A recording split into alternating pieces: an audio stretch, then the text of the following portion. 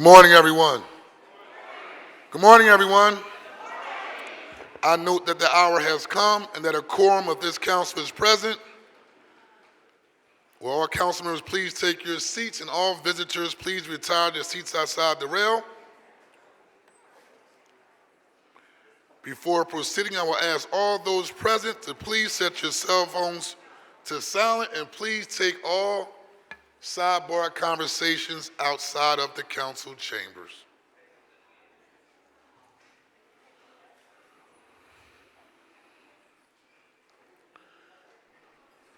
To give our invocation this morning, the chair recognizes the Venerable Ralph Mooney, Chief Monk, CEO of the Prayer Buddha Rangse Temple Khmer Buddhist Humanitarian Association, Incorporated.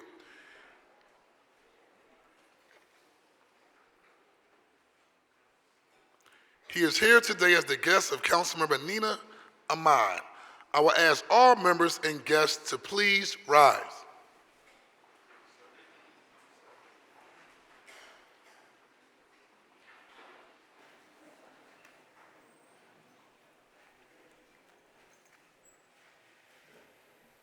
Thank you.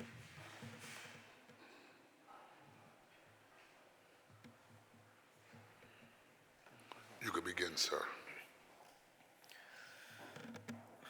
I'm very great, appreciate to be here with all of you and to pray as well as to express my appreciation to the city of Philadelphia, to all of you that working really hard for our community. Well, as you all know that understanding brings peace even in difficult situations. Be grateful for the little things and find peace in them. Let go of resentful thought and find true peace. If you love yourself, you won't harm others. So we all come today together is to work for peace, prosperity, as all our politicians try hard to build peace and harmony among our community. So I would like to take this little time to pray for peace, prosperity for all beings in Pali as a Buddhist ancient language. Chayanto hopo thiya mole sakyanang nante wateno ehewang twang vichayo hao hechaya sachaya meng kale apara chitapalang ke se pathavipau kare apise ke sap puthianang akapato pamotatisane katang Sumang kaleng supapiyatang sahotitang sukhano sumahoto chasayatang brahmacharai supatyakinang kaya kamang viacha kamang patyakhinang mano kamang panithite patyakina nikatva nalapantate patyakhine. Thank you. The chair thanks the Venerable Ralph Mooney for his invocation. Council will now be at ease.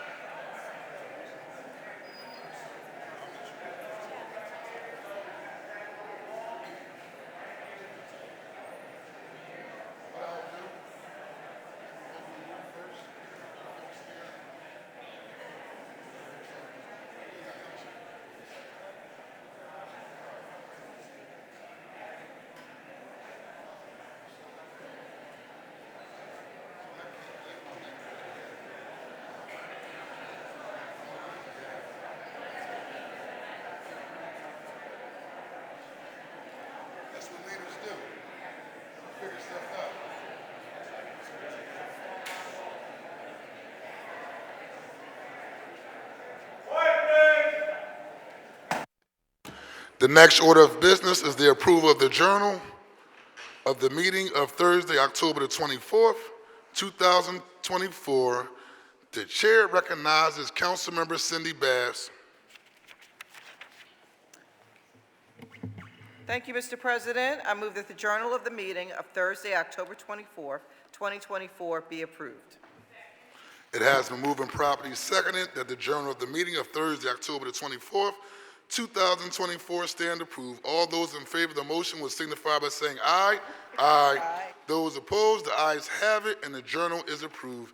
The chair recognizes Councilmember Brian O'Neill. Thank you, Mr. President. I ask for leave from the rest of the council session and ask to be recorded as aye on all bills, resolutions, and amendments to bills or resolutions. It will be duly noted and granted, and leave is granted. Thank you very much, Councilmember O'Neill.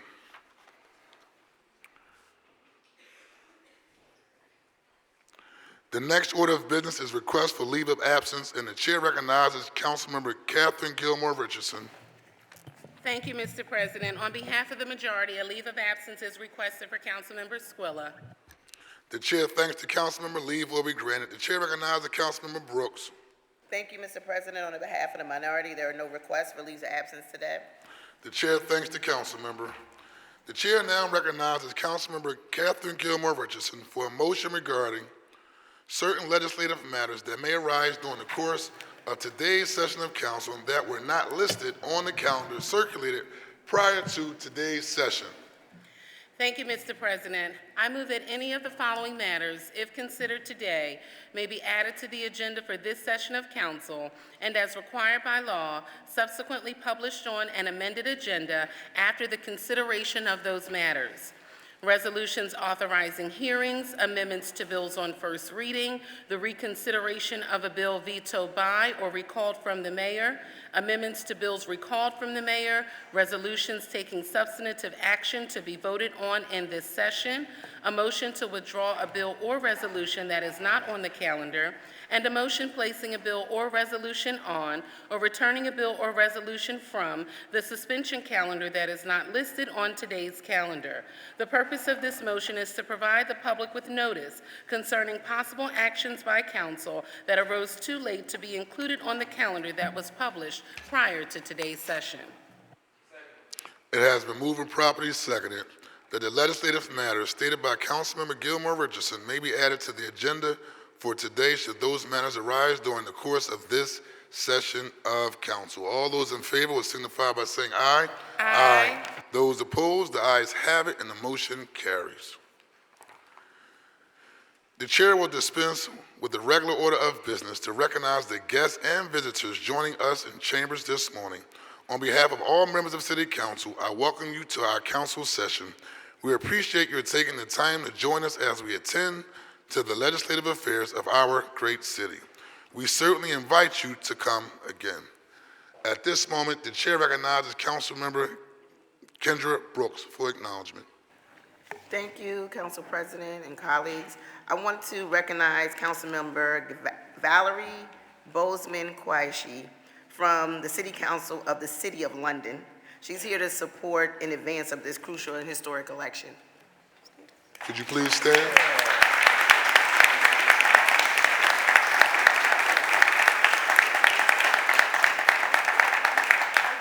We welcome you. The chair also recognizes State Representative Elizabeth Fielder. Thank you for joining us today as well.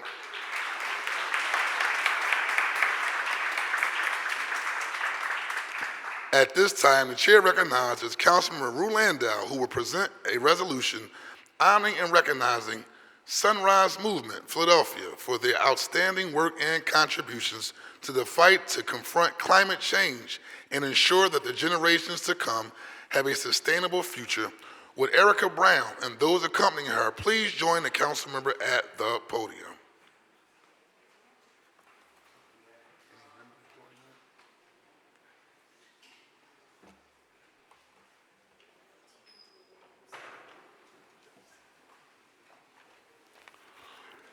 Also joining Councilmember Rue Landau are Jamie Gautier, Councilwoman Kendra Brooks, Councilman Ketsi Lozada, Councilmember O'Rourke, Councilmember Young, Councilmember Phillips,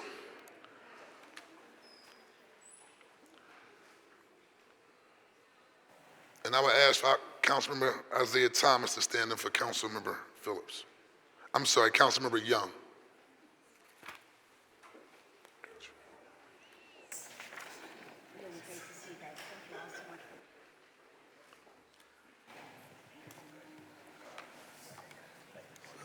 Good morning, everybody. I'm here today, we are honoring and recognizing Sunrise Movement Philadelphia for their outstanding work and contributions to the fight to confront climate change and ensure that the generations to come have a sustainable future. Whereas Sunrise Movement is a movement of young people dedicated to ensuring that everyone has access to clean air and water, full pantries of food, affordable housing, free public transportation, good and meaningful jobs, vibrant community centers, and lives filled with joy and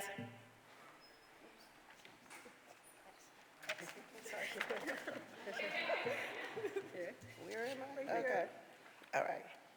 Whereas this work is guided by their founding principles, including growing power through organizing in communities, being rooted in what they're fighting for, and continuing the journey to become better organizers, leaders, and people. You got it, right there. Whereas, Sorry. There, you got it, okay. There was a second, please. whereas nationally, Sunrise Movement has redefined climate politics, ensured the passage of historic climate legislation, and continued to transform communities, Sunrise Movement strives to build a coalition around climate change, which is a vital step in the climate action towards clean energy and whereas Sunrise Movement Philadelphia, the local chapter of the national movement, is a group of young Philadelphians dedicated to stopping climate change and winning a Green New Deal that ensures every Philadelphian has access to good jobs, stable housing, clean air and water, and green community spaces, and whereas the young people organizing with Sunrise Movement Philadelphia have proven their dedication to an equitable and sustainable future by supporting legislative efforts to fund libraries and rec centers, create renewable energy, ensure access to fresh food, build affordable housing, stop gun violence, and more. This has led to the growth in the clean energy sector and the addition of quality jobs offering family-sustaining wages. And whereas due to the continued advocacy and education from Sunrise Movement, legislation across the state addressing the climate crisis has gained momentum. Pennsylvania House Bill 103, commonly referred to as Solar for Schools, championed by State Representative Elizabeth Felder, in partnership with Sunrise Movement Philadelphia, will create a grant program to help school districts across Pennsylvania fund and install solar panels on school grounds. And whereas the future of youth-driven community organizing for neighborhood facilities, fresh food, stable housing, clean air and water, green community spaces, and renewable energy sources is bright. Now, therefore, be it resolved that the Council of the City of Philadelphia honors and recognizes Sunrise Movement Philadelphia for their outstanding work and contributions to the fight to confront climate change and ensure that the generations to come have a sustainable future. Be it further resolved that an engrossed copy of this resolution be presented to Sunrise Movement Philadelphia as evidence of their sincere sentiments of this legislative body. Congratulations.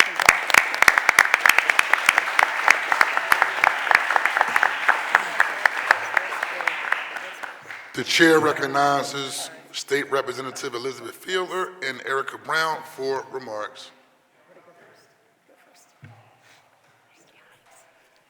Good morning, everyone. I am State Representative Elizabeth Fiedler. I represent 65,000 constituents in South Philadelphia, East of Broad, and south of Wharton. Thank you, Councilmember Landau. Thank you to the full council for having me and inviting me to speak about one of my favorite topics, solar for schools. I'm honored to be here also to help recognize Sunrise Movement and your amazing climate advocacy. Congratulations again.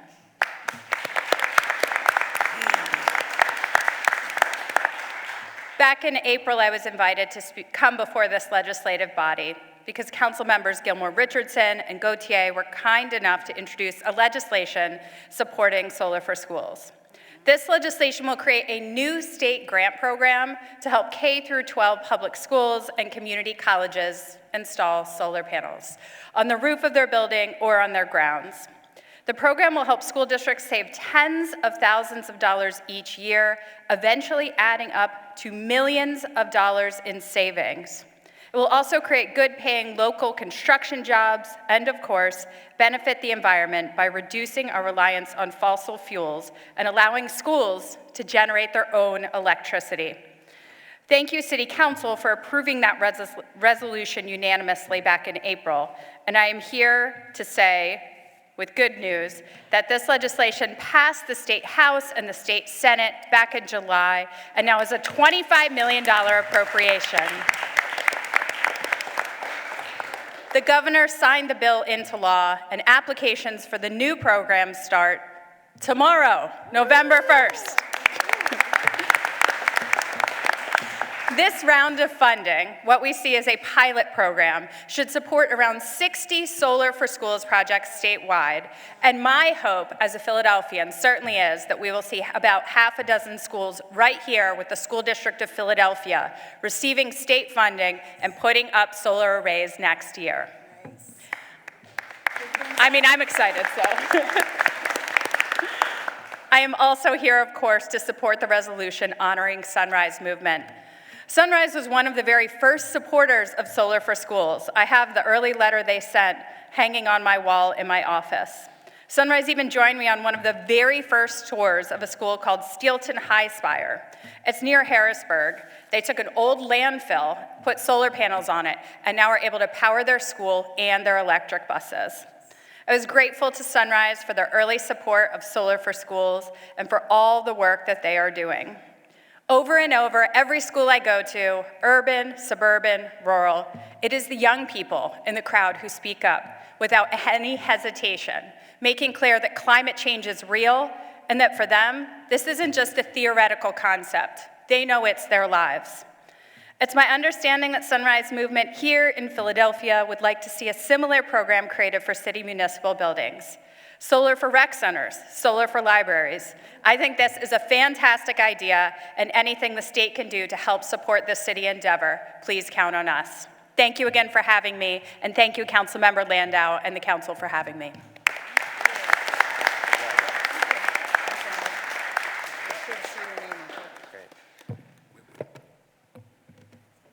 Chair recognizes Erica Brown.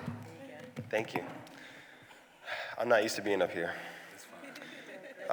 Thank you, Councilmember Landau, for fighting for rec centers, libraries, and renewable energy.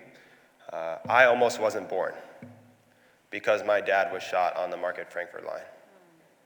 So every time we got a news report of a shooting on the TV, he would tell me to stay inside. But when he felt it was safe, we would go to the park and run around, play baseball, throw a Frisbee, and he enrolled me in aftercare because he had to work really late. And I was lucky that aftercare had so many programs. I learned how to act, I learned how to do magic, I learned how to do arts and crafts. And unfortunately, a lot of people in Philly only know half of that story.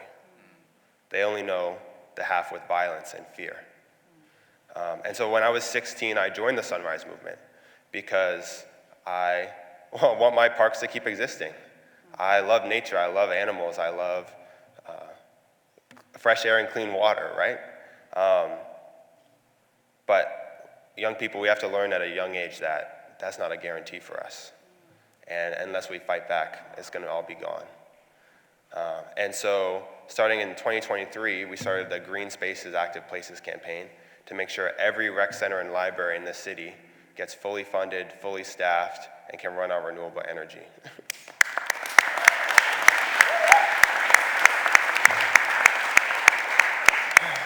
And thankfully, I met with a lot of the city council members standing right behind me and in front of me. And we want to keep working with you. It's been a great opportunity to work with Councilmember Landau. And I went on the city council website and I saw all the different committees that you chair. And I wrote down how we could work together. And we're going to be following up with all your offices right after this to figure out how that could be. Okay, where to start? Okay, Majority Whip Thomas, chair of the Education Committee. We can figure out how to make sure that schools and rec centers and libraries are connected. So that way librarians can go into schools and schools can come back to rec centers. Also, thank you very much for holding that hearing with the ASME union. Councilmember Squilla, chair of appropriations. We can figure out how to make sure that funding goes to these rec centers and libraries so that we can actually have the staff. Councilmember Gautier, chair of the environment. Want to keep working together so we can make sure that there's beautiful gardens at every rec center and library. Councilmember Jones, chair of public safety. This is the main way we keep each other safe. This is how we replace fear, is by creating community. And I really appreciate you getting money for the Shepherd Rec Center this past year. We love that rec center. Councilmember Young, chair of streets, to ensure that there aren't potholes and that there can be speed bumps in front of these rec centers so kids don't have to worry about, and parents don't have to worry about being hit by cars. That's a big fear in some places. Councilmember Driscoll, chair of licensing and inspections, to make sure that all these buildings are up to code so that there's not mold and there's not paint chipping off these buildings. Councilmember Lozada, chair of public property. Right? These are public buildings that we want to make sure that with you that they get the funding they need, and really appreciate you talking about your tours and how you're seeing that these places can really use some renovations. Councilmember Bass, the Rules Committee. I don't know that much about city council rules, but I imagine zoning. I'm sure there's a way that we can use that to our benefit. And then Councilmember Phillips, already met with your legislative staff recently to go on tours and make sure that we can change the staffing rules so that these places, we can use the funding that we have. Councilmember Ahmad with public health. These are the centers of public health. This is where people can go when we get another text on our phone about the water being contaminated, where we can have water stations, we can have healthcare right there. Councilmember Harity, chair of labor. We need so many jobs created, so many jobs that we can work with IBEW and all these unions to repair these spaces. And Minority Leader Brooks, chair of special needs and aging affairs. Young people love rec centers, old people love rec centers. And so we can make sure that there's programs, we can make sure that there's ramps, so that people can get easy access to these places. And finally, or not finally, second to last, Minority Leader O'Rourke, chair on global economy. I really appreciate you introducing the No Fossil Fuel Treaty and want to make sure that we can continue that. And okay, save the best for last, Council President Johnson. We would love for you to coordinate all of this.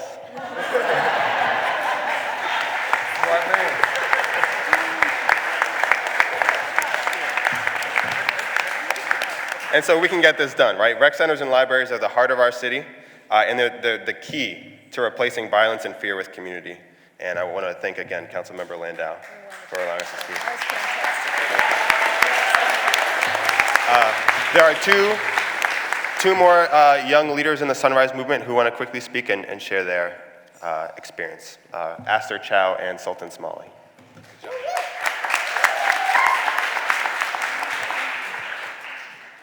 Hi, my name's Aster Chow. I'm a junior at the Academy at Palumbo, and I'm also 16 years old. I'm here with the Sunrise Movement, an organization I've been a part of since my freshman year of high school. Thank you. I'm missing a bit of school to be here today, but I felt like I needed to be here. I've been organizing with the movement since I was 14, and being a part of Sunrise really helped shift my perspective on a lot of things. Today, I wanted to share something with the council members as a reminder, but also an affirmation for the youth. Last Thursday, I was organizing outside of City Hall, and I heard words that I really needed to hear. A fellow organizer told me not to lose hope. As a young person in the city, I can acknowledge that things need to actively change to better our communities that unify the city. I've seen change be made, and I still see change being fought for, within schools, neighborhoods, across movements, and all people. The youth who will live with these decisions that our elected officials are making are watching in anticipation. It's something that I carry with me, but Rue Landau heard the cries of the communities asking for rec centers that are actually open, asking for libraries with adequate, well-paid staff that can run programs, advocating for the youth in the city to have these resources in an environmentally friendly way. It is a two-way street. Landau recognizes the efforts of Sunrise Philly, and we recognize her for seeing our community. It brings me pride to see an elected official stand alongside a community advocating for safe green spaces. When our elected officials hear the people and their actions stand by that, that's democracy, and that's what the city needs. Thank you, Rue Landau, and the space offered for me to speak today.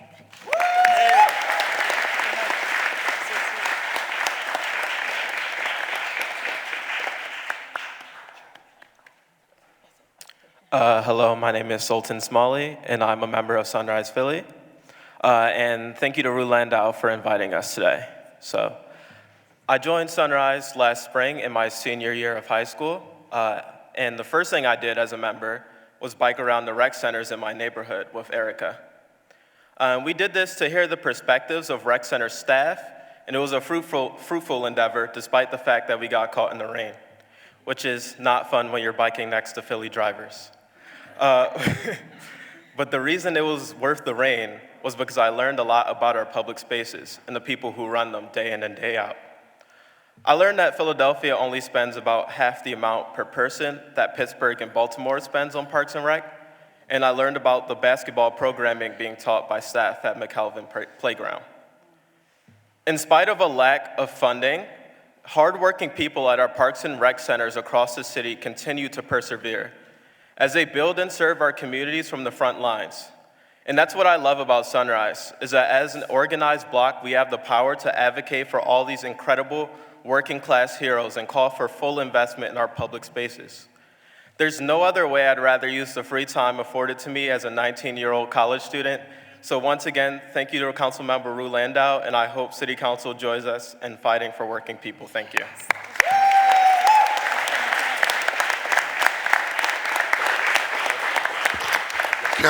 Council will be at ease.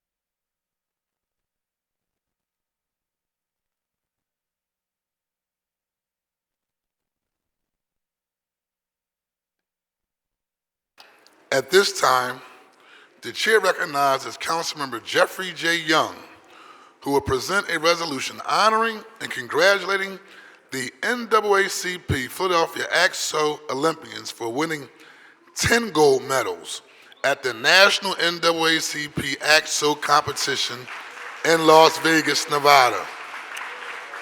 With Catherine Hicks, President of the Philadelphia NAACP, V. Norris, the AXO Committee Chair, and also my good friend and member of the AXO Committee, Wiley Emmanuel Smith, along with those accompanying them, please join the council member at the podium. Joining Councilmember Young for his presentation will be Councilmember Rue Landau, Councilmember Ketty Lozada, Councilmember Kendra Brooks, Councilmember Jim Harity, Councilmember Nicholas O'Rourke, Councilmember Ahmad, Councilmember Phillips, Majority Leader Gilmore Richardson, and Councilmember Jamie Gautier.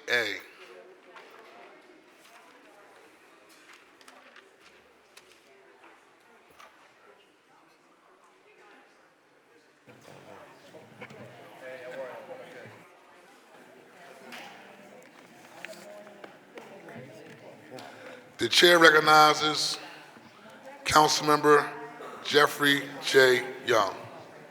Thank you, Mr. President.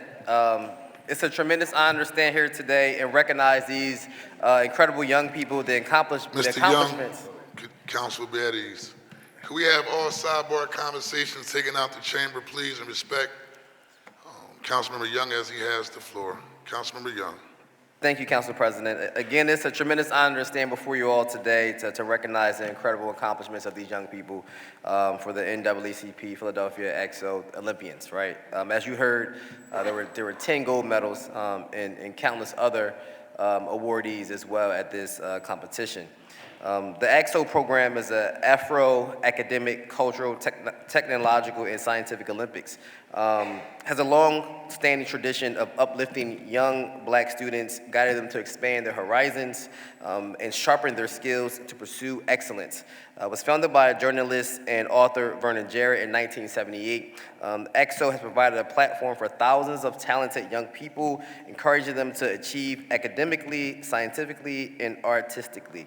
It's an initiative that goes beyond competition. It is a movement that empowers youth to believe in themselves and reach their highest potentials.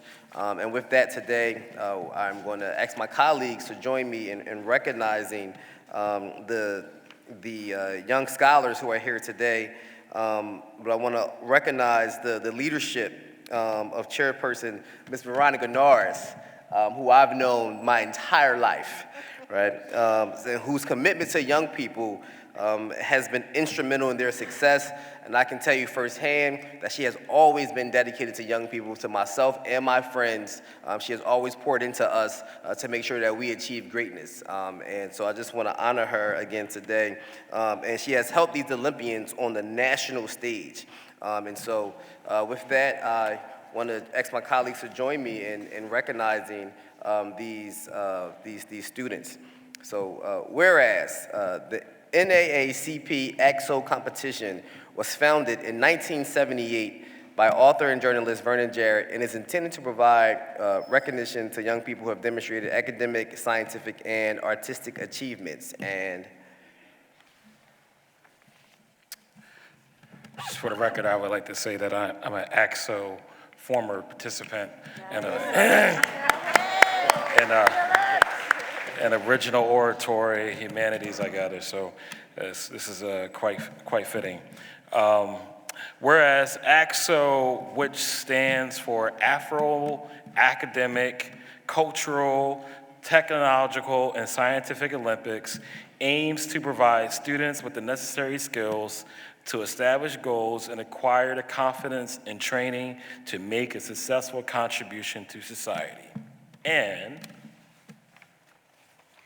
And whereas, over the course of each year, students work with local volunteers and mentors to develop projects and participate in enrichment opportunities, including workshops, tutorials, and field trips to their competitions. And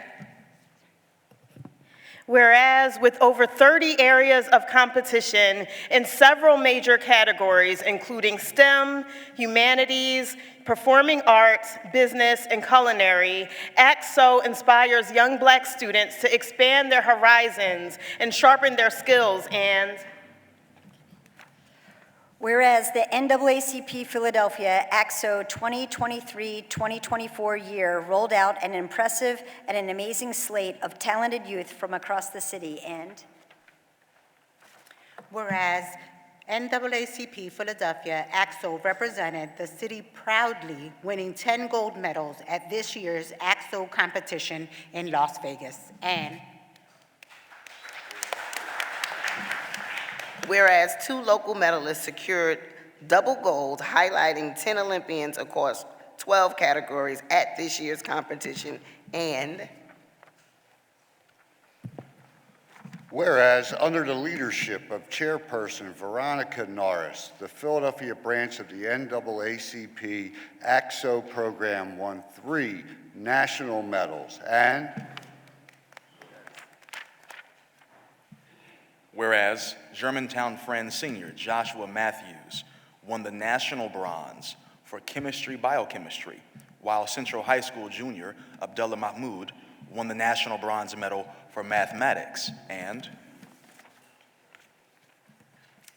it's a point of privilege as a lifetime member of the Philadelphia chapter of the NAACP. I have watched Ms. V and our president here work so hard for all our children. So, whereas Samria Munjin, a junior at the Philadelphia High School for Creative Arts, won the National Silver Medal for Vocal Contemporary. And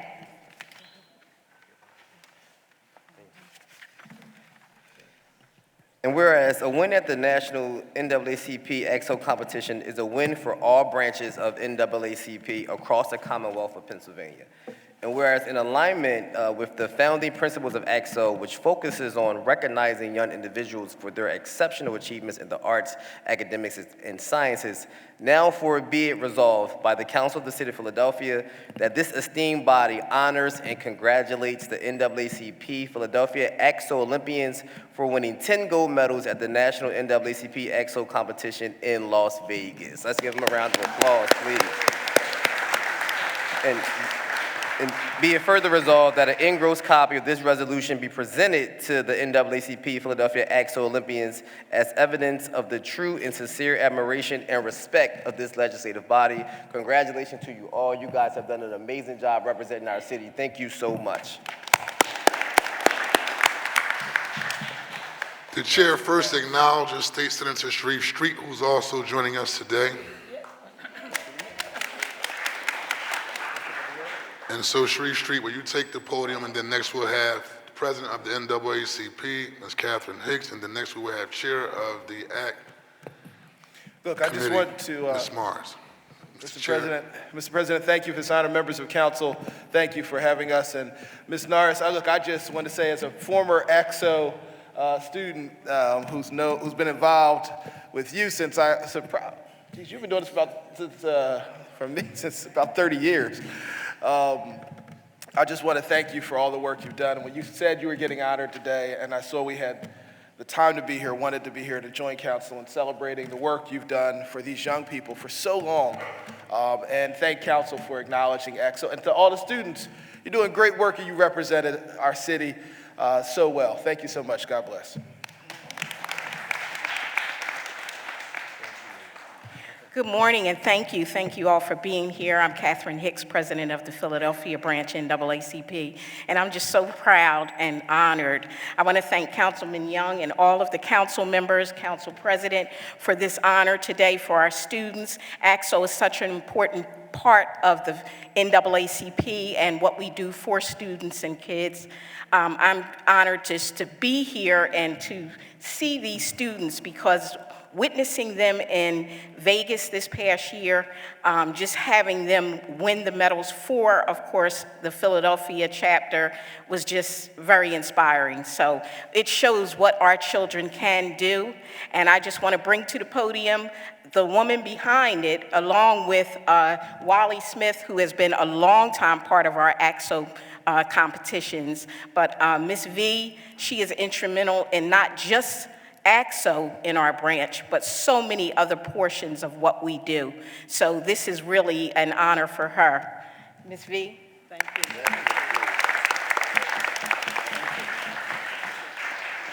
Testing, okay, good. Good morning, everybody, and then everybody, good morning.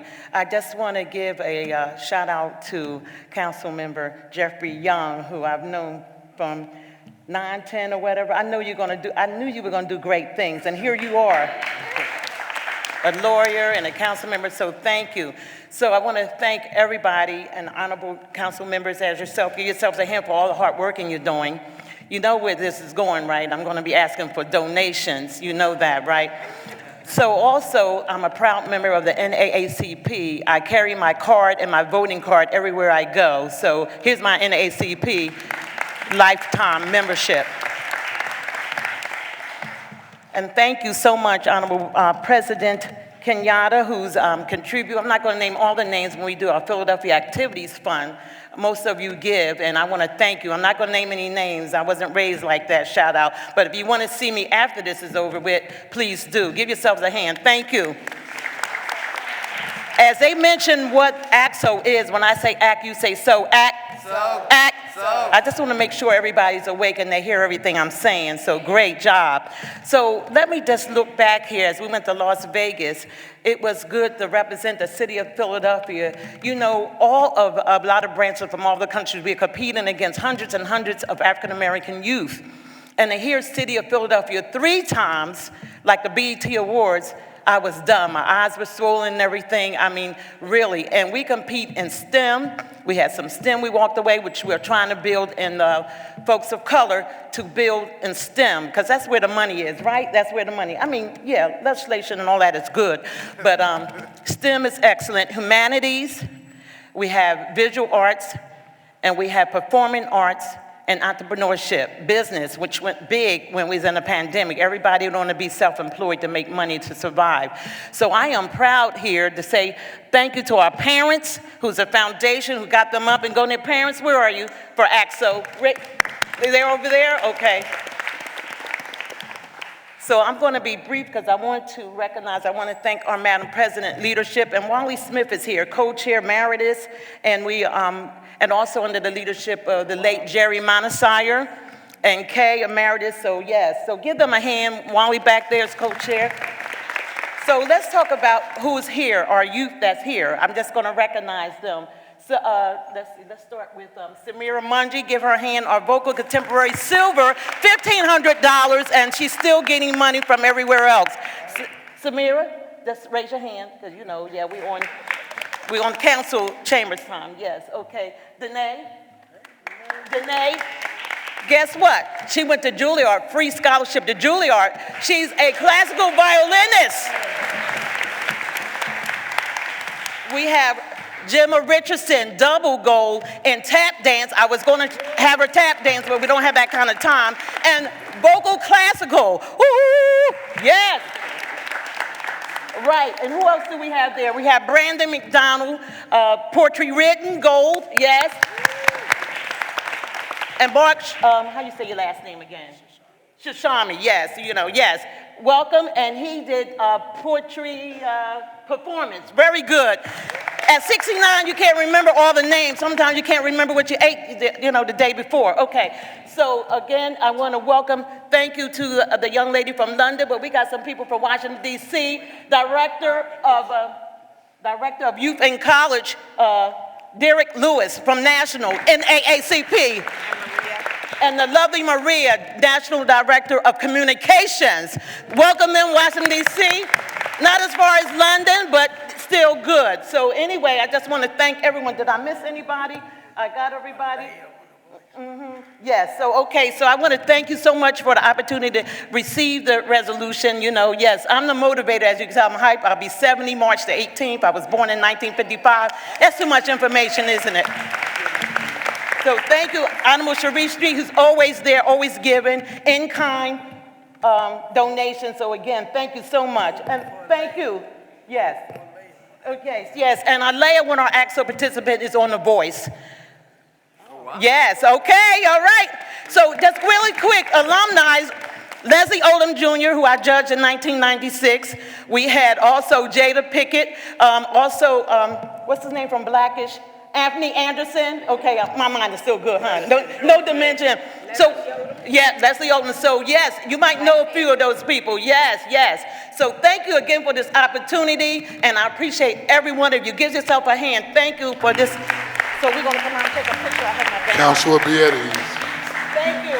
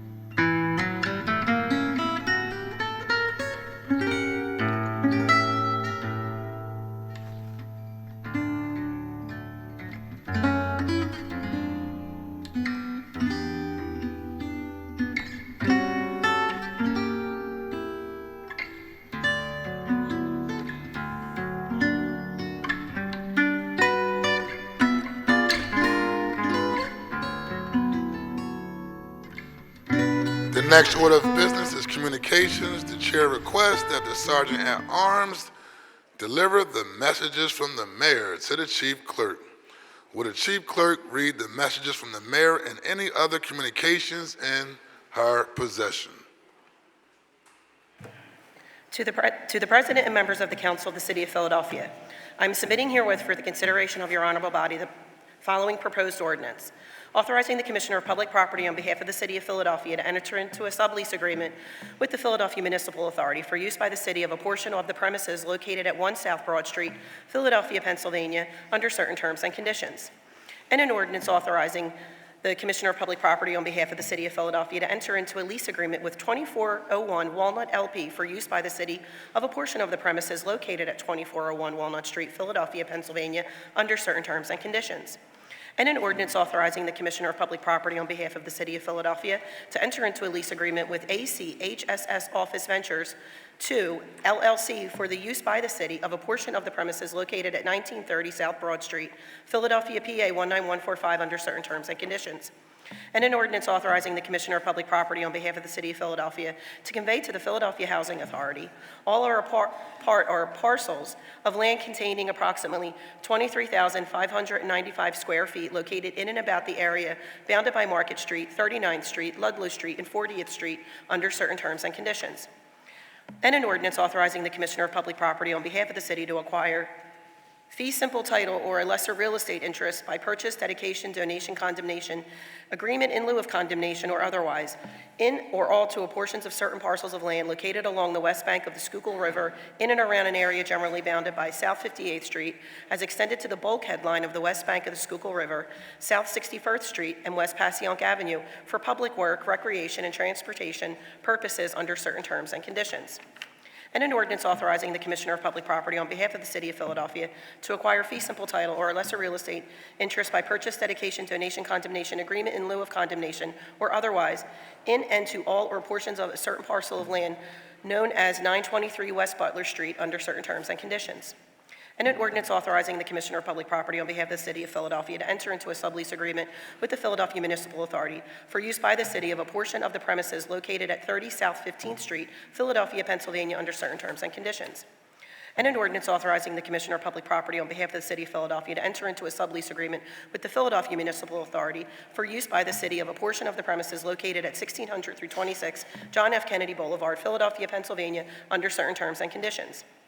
And an ordinance amending Chapter 19-200 of the Philadelphia Code entitled City Funds, Deposits, Investments, Disbursements by amending Section 19-201 entitled City Depositories to remove Citibank N.A. and Republic First Bank as authorized financial institutions in which the city treasurer may deposit funds, all under certain terms and conditions.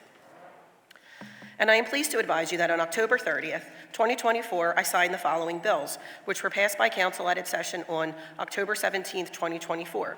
Bill number 240422, Bill number 240660, 240663, and 240667. And to the President and members of the Council of the City of Philadelphia, my administration intends to submit a contract proposal to the Fraternal Order of Police Lodge 5, which will start the collective bargaining process under Act 111. I hereby request, pursuant to Chapter 17-2300 of the Philadelphia Code, that Council promptly schedule a public hearing concerning the city's contract proposal in order to permit the city to begin the bargaining process.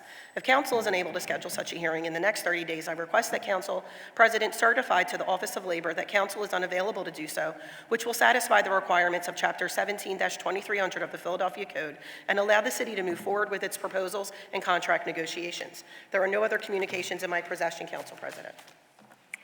Thank you. The messages will be printed in the journal.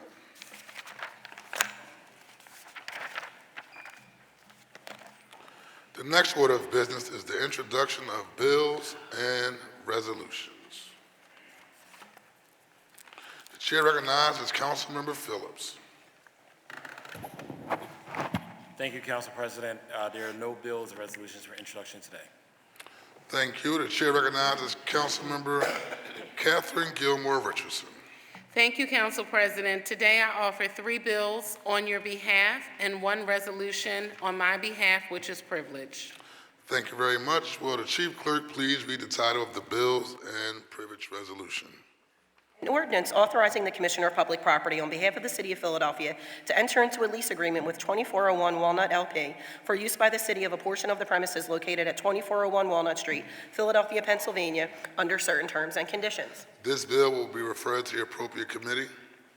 And an ordinance authorizing the Commissioner of Public Property on behalf of the City of Philadelphia to enter into a lease agreement with AC HSS Office Ventures 2, LLC, for the use by the city of a portion of the premises located at 1930 South Broad Street, Philadelphia, Pennsylvania, 19145, under certain terms and conditions. This bill will be referred to the appropriate committee. And an ordinance amending Chapter 19-200 of the Philadelphia Code entitled City Funds, Deposits, Investments, Disbursements by amending Section 19-201 entitled City Depositories to remove Citibank N.A. and Republic First Bank as authorized financial institutions in which the city treasurer may deposit funds, all under certain terms and conditions. This bill will be referred to the appropriate committee. And a privileged resolution authorizing City Council's Committee of the Whole to hold public hearings required pursuant to Chapter 17-2300 of the Philadelphia Code, public hearing prior to execution of a labor agreement concerning police employees represented by the Fraternal Order of Police, which code chapter requires that council hold a hearing in connection with the city's contract proposal in anticipation of collective bargaining between the city and the Fraternal Order of Police. This resolution will be placed on today's final passage calendar. The chair recognizes Councilmember Jamie Gautier. Thank you, Council President. Today I have 5 bills for introduction. Thank you very much. Will the chief clerk please read the title of these bills? An ordinance authorizing the Commissioner of Public Property on behalf of the City of Philadelphia to convey to the Philadelphia Housing Authority all or a part of parcels or parcels of land containing approximately 23,595 square feet located in and about the area bounded by Market Street, 39th Street, Ludlow Street, and 40th Street under certain terms and conditions. This bill will be referred to the appropriate committee. And an ordinance amending Section 2 of an ordinance, Bill Number 220188, approved August 31st, 2022, entitled An Ordinance Authorizing the Striking from City Plan Number 269 and an abandonment of a portion of a certain right-of-way for drainage purposes and water main purposes in the vicinity of the northwesterly side of Civic Center Boulevard, north east of Osler Circle under certain terms and conditions by extending the period for compliance with the terms and conditions stated therein. This bill will be referred to the appropriate committee. And an ordinance authorizing Postle Woodland Associates LP or a subsequent owner to install, own, and maintain an encroachment at 4116 through 18 Chester Avenue, Philadelphia, PA 19104, under certain terms and conditions. This bill will be referred to the appropriate committee. And an ordinance amending Chapter 12-2700 of the Philadelphia Code entitled Permit Parking Districts by changing certain boundaries and establishing new permit parking districts, all under certain terms and conditions. This bill will be referred to the appropriate committee. And an ordinance authorizing the Commissioner of Public Property on behalf of the city to acquire fee simple title or a lesser real estate interest by purchase, dedication, donation, condemnation, agreement in lieu of condemnation, or otherwise, in and all to or portions of certain parcels of land located along the west bank of the Schuylkill River, in and around an area generally bounded by South 58th Street, as extended to the bulkhead line of the west bank of the Schuylkill River, South 61st Street and West Passyunk Avenue for public park, recreation, and transportation purposes under certain terms and conditions. This bill will be referred to the appropriate committee. The chair recognizes Councilmember Thomas. Good morning, Council President. Good morning, colleagues. No bills or resolutions today. Thank you very much. The chair recognizes Councilmember Jones.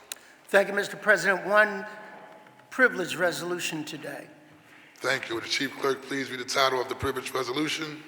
A privileged resolution honoring and recognizing the Domestic Violence Unit in the City of Philadelphia during Domestic Violence Awareness Month for their exemplary service and commitment to the fight against domestic violence. This resolution will be placed on today's final passage calendar. The chair recognizes Councilman Rue Landau. Good morning, Council President and colleagues. No bills or resolutions today. Thank you very much. The chair recognizes Councilman Ketty Lozada. Good morning, Council President. I offer one non-privileged resolution. Thank you very much. Would the chief clerk please read the title of the non-privileged resolution? A non-privileged resolution authorizing the Philadelphia Land Bank to dispose of 1766 through 72 North Bodine Street, 2244 and 2246 Hope Street, 218 Cecil B. Moore Avenue, located in the 7th Councilmatic District, in accordance with the terms of Chapter 16-700 of the Philadelphia Code. This resolution will be placed on the final passage calendar for consideration at the next session of council. The chair recognizes Councilmember Jeffrey J. Young. Thank you, Mr. President. No bills or resolutions are offered this morning. Thank you very much. The chair recognizes Councilmember Kendra Brooks. Good morning, Council President. I have one privileged resolution and one non-privileged resolution to introduce today. Thank you very much. Would the chief clerk please read the title of the privileged and non-privileged resolutions? A privileged resolution congratulating Director Kelly McLeod, Noel Foysen, and the Office of Community Empowerment and Opportunity on the success of the Overdose Prevention and Awareness Canvassing Program, which has knocked over 100,000 doors in Philadelphia, and for earning recognition from the White House for its innovative and evidence-based public health approach to combating the overdose crisis.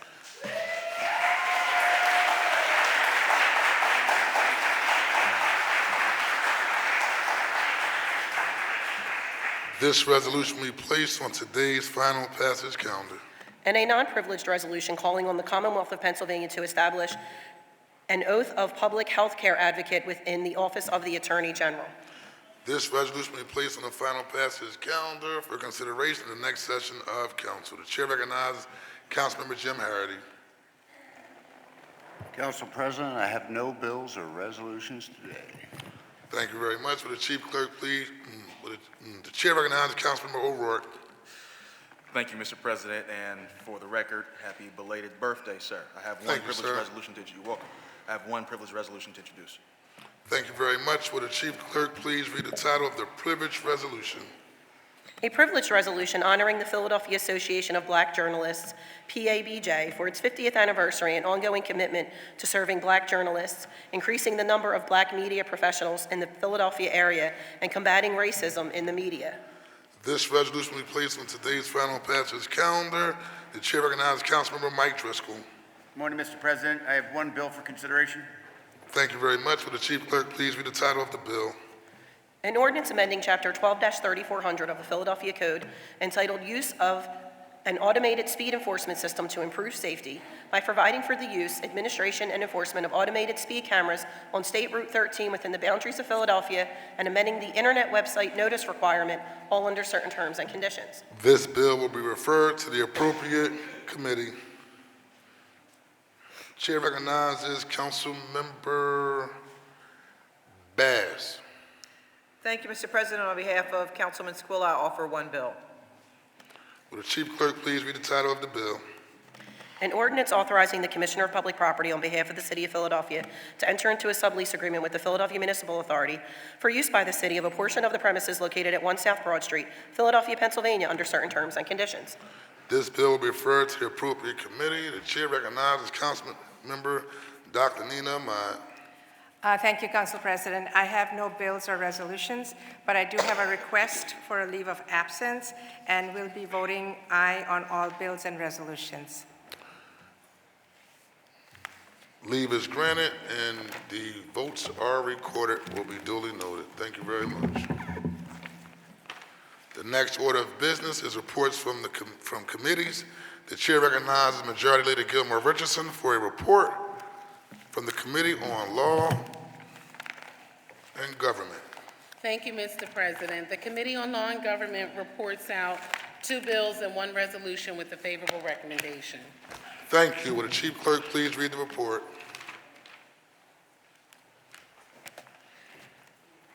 The Committee on Law and Government, to which were referred the following bills and resolutions. Bill number 240004, an ordinance amending Title 11 Streets and Title 21 Miscellaneous of the Philadelphia Code to amend requirements concerning publication of notices in newspapers, all under certain terms and conditions.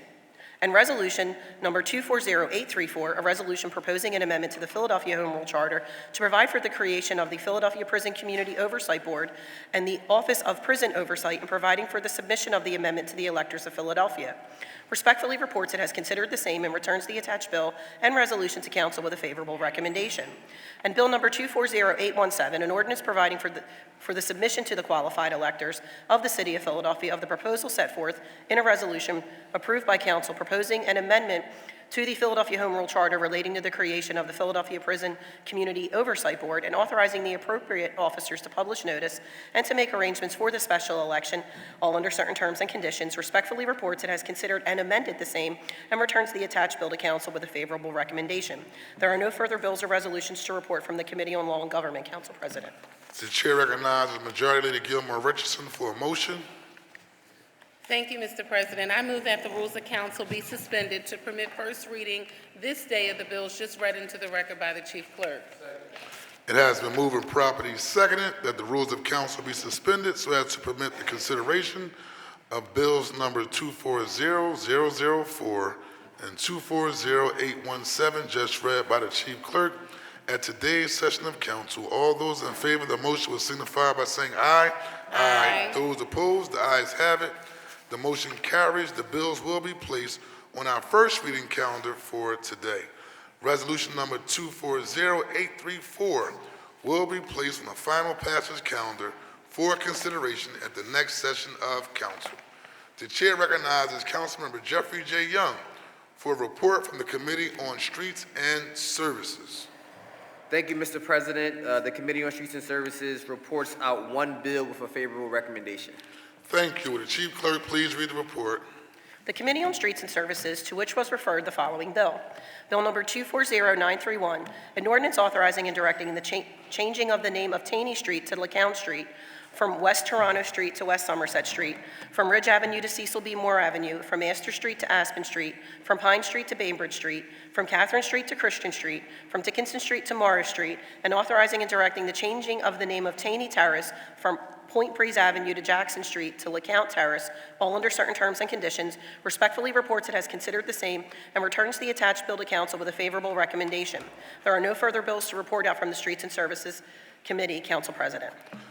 Thank you very much. The chair recognizes Councilmember Jeffrey J. Young for a motion. Thank you, Mr. President. I move that the rules of council be suspended to permit the first reading of this bill just read into the record by the Chief Clerk. It has been moved and properly seconded that the rules of council be suspended so as to permit the consideration of bill number 240931 just read by the Chief Clerk at today's session of council. All those in favor of the motion will signify by saying aye. Aye. Those opposed, the ayes have it. The motion carries. This bill will be placed on our first reading calendar for today. The next order of business is the consideration of the calendar. I note that the bills just reported from committees with the suspension of rules have been deemed to have been read a first reading. These bills will be placed on the second reading and final passage calendar for the next session of council. As there are no additional bills on the first reading calendar, the chair recognizes Majority Leader Gilmore Richardson for the purpose of calling up bills and resolutions on the second reading and final passage calendar. Thank you, Mr. President. The following bills and resolutions are being called up from the second reading and final passage calendars today.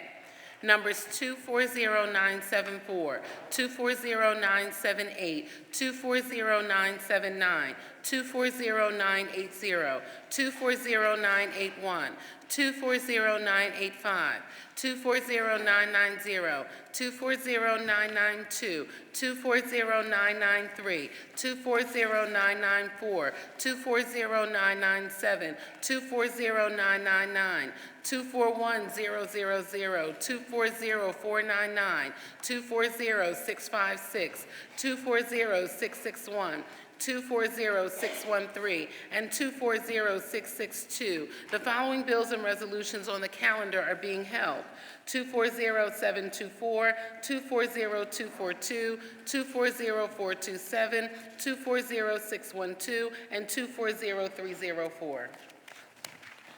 Thank you. Before considering these bills and resolutions, we will consider public comment as follows. Your public comment must concern matters on the second reading and final passage calendars for possible action at today's council session. All speakers must sign up in order to testify. If you have not already signed up for today's session, please do so now by giving your name to Ms. Hassan at the table outside the rails to my left. Once you have signed up, you will be called in the order in which your name appears on the sign-up sheet. Under ideal circumstances, public commenters each will have 3 minutes to speak. However, this time limit may vary from session to session. Due to today's volume, the time limit will be 1 minute. In order to be fair to all those wishing to speak, I intend to hold faithfully to the 1 minute limit. When you begin speaking, you will see a green light on the podium.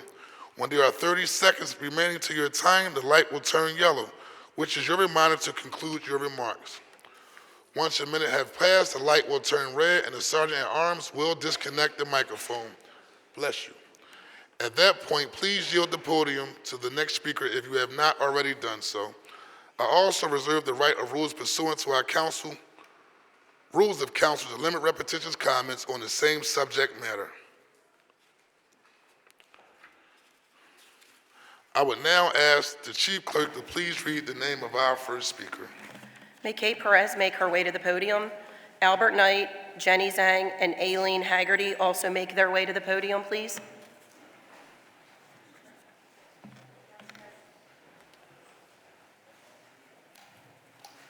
Council will be at ease. The chair recognizes Councilman Rulandow. Thank you so much, Council President. Just wanted to take a second to address all of us here, council people and the public, to say that public comment is a very important part of the work that we do. It is, we don't always have to agree on the ideas that are being presented, but it's very important that we have this forum, that we listen to people and we give them the opportunity to be heard. As the former director of the Commission on Human Relations, I know that even though issues could be fraught and hard and difficult to hear, that it's important that we all collectively work through it and that we give everybody the respect that they deserve in order to express themselves, and that I, for one, and I believe my colleagues, we're all here for it. So thank you very much. Thank you very much.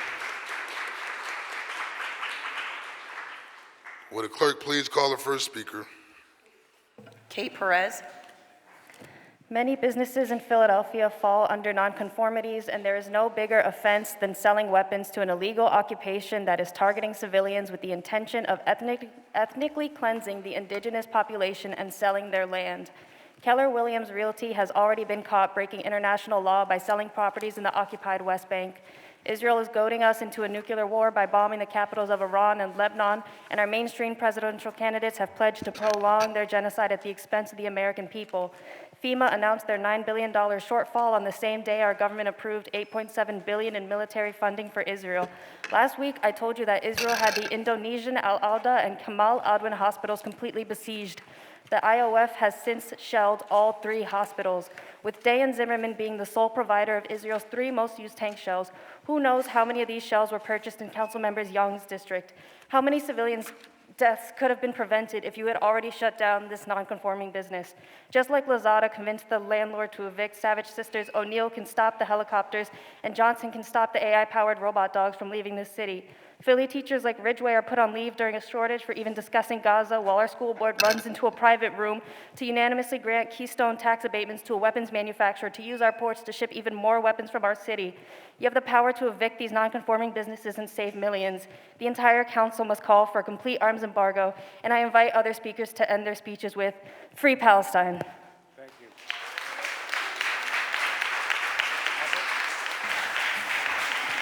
Albert Knight, Jenny Zhang, Aileen Hagerty, and Ricky Santos also make their way to the podium. All right, good morning, everybody. My name's Albert Knight. Begin, sir. My name's Albert Knight, and I'm here to tell my testimony because we need help. We need help. We need information on in the communities about the drugs. The fentanyl's killing everyone, and I have like 8 family members and friends that's actually dead because of the fentanyl. I was blessed to get help, but I couldn't find the help. It was hard. It was really hard for me to even get help for to fight. I need, we need to knock on people's doors and let them know. We need to like be up close in person and let them know because life is valuable. And I had a speech, but I can't get to it. But yes, we need a lot to help on fighting fentanyl.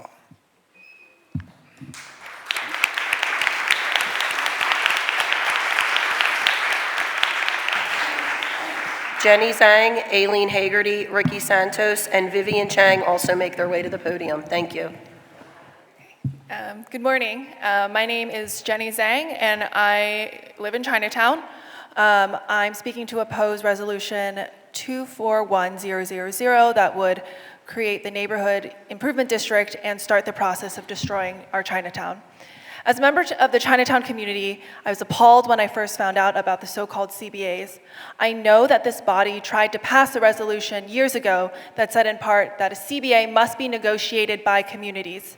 It was passed unanimously, which meant that both then council member and now Mayor Sherelle Parker and council member Mark Squilla believed in that bill.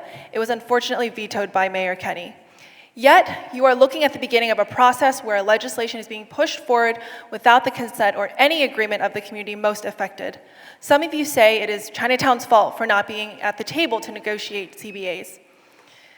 The only table that the city created was for the people who are pro-arena. The only seat we could even get at the table was to say, "Come take my home."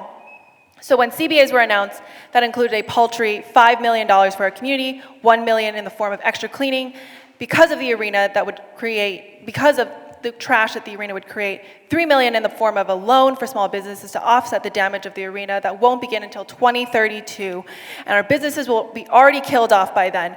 Vote no against 241000. Thank you.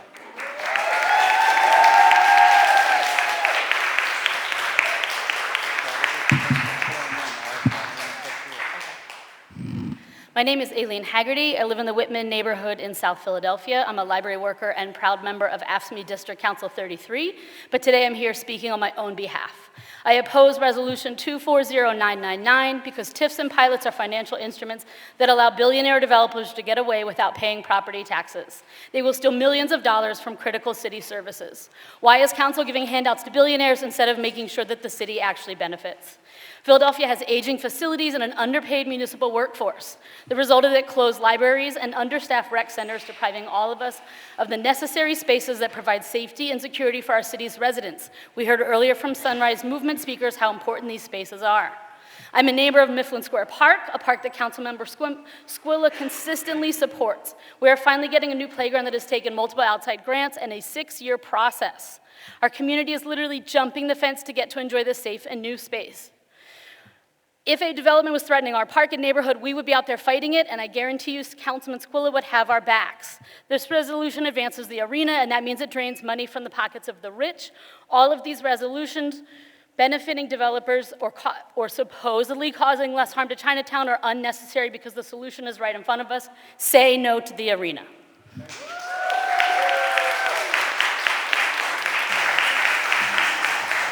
Ricky Santos, Vivian Chang, and Lorenzo Cannon Umstead, please also make their way to the podium.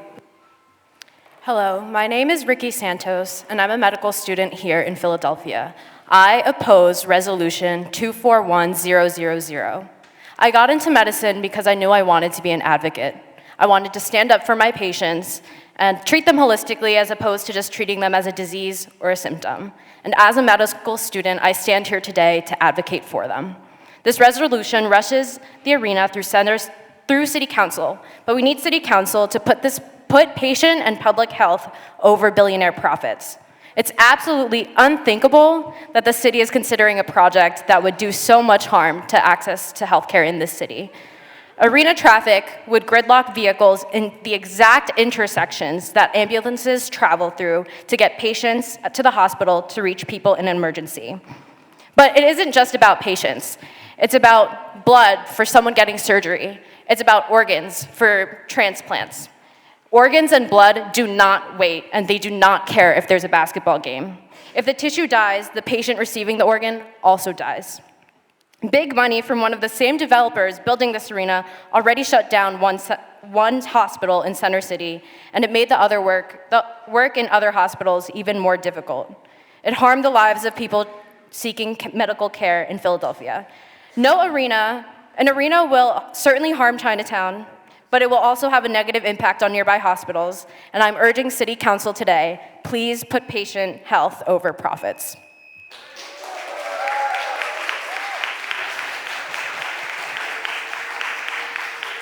Vivian Chang, Lorenzo Cannon Umstead, and Debbie Way also make their way to the podium. Thank you. Vivian Chang, resident of Chinatown North. I oppose this resolution, right? Same as everyone else. This is stealing money from our city, right? Trying to give $400 million in public subsidies, even though the arena developers have said they're not going to take any public money. You got to see through the lie. This disgraceful deal does nothing for our city, our youth. We have students who go to schools in Philly, right? Academy at Palumbo. They've experienced multiple floods, electrical fires, gas leaks. It's disgusting. Our schools need $10 billion in repairs. And what is council considering? Giving free money to billionaires. How does this do anything for anyone who really cares about Philly, who's actually from here, and isn't a billionaire developer who doesn't even live here? So I urge council, vote no on these two resolutions. Vote no on 240999, vote no on 241000. Instead, give our schools air conditioning, libraries, playgrounds, invest in our youth. That's right. No to the arena, no to this crappy deal. Thank you. Thank you, brother. Thank you. Good morning, Council President, Council guests, Council, neighbors and workers of the City of Philadelphia. Good morning. My name is Lorenzo Cannon Umstead, and I'm from 215 People's Alliance. I am a worker, a West Philadelphia native, and a resident of West Philadelphia, and a member of Black Philadelphians for Chinatown. I oppose Resolution 241000. The proposed community benefits agreement is a joke. It makes a mockery out of what neighborhood improvement actually is and what it should look like in the City of Philadelphia in the year 2024. This process is way too rushed.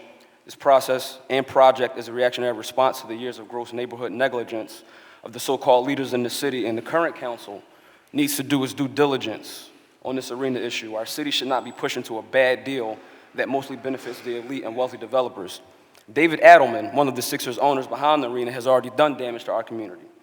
He's the CEO of Campus Apartments, which pushed out black people out of the Black Bottom, which is the community I'm from. Josh Harris, another 76ers Place developer, might I add, also the owner of the New Jersey Devils, owns a corporate investment firm that shut down Hanneman Hospital. This arena will not create good jobs for black workers.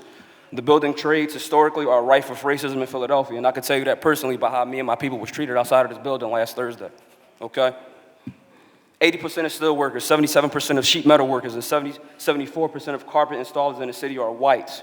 But black people are the majority in our city. But shout out to the black guys with union jobs. Representation matters, right? Meanwhile, in our city, black people are underrepresented and underpaid, or they're overrepresented and underpaid in temporary jobs across the city. I'm about to wrap it up, big man. The work inside the arena, at ticket counters and concession stands is highly seasonal and exploits workers by subjecting them to poverty, wages, inequity, and wage theft.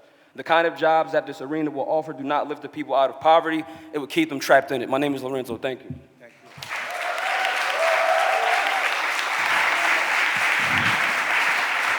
Debbie Way, Micaiah Chow, Jeremy Blatstein, and Marissa Johnson Valenzuela also make their way to the podium.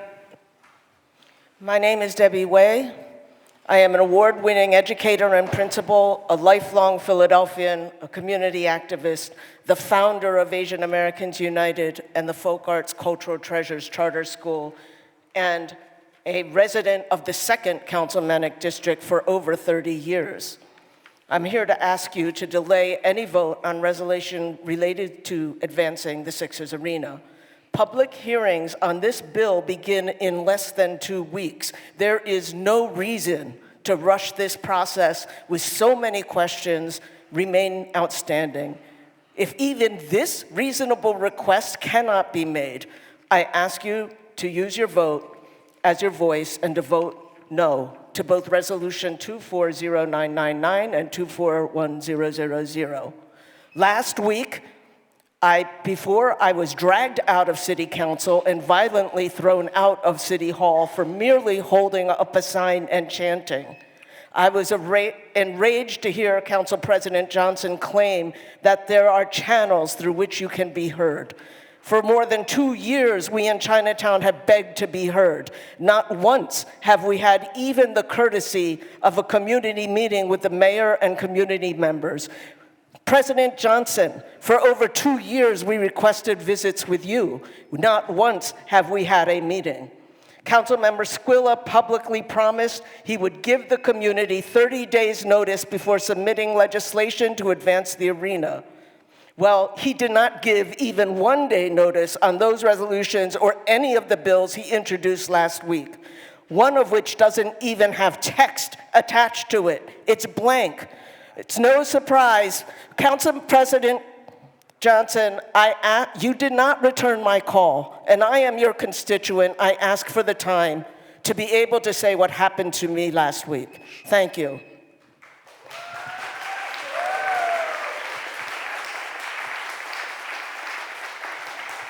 The paper was blank, and it is no surprise you have before you an arena deal and a CBA that the public considers a disgrace.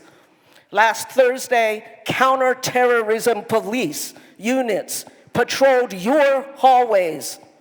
Building trade union members harassed, shoved, and spewed racial epithets at Asian community members. Up in the balcony, young people, including my 22-year-old daughter, and members of the public had signs ripped out of their hands. Is this the people's house? Is this the public process you laud while it is our lives and our communities at stake?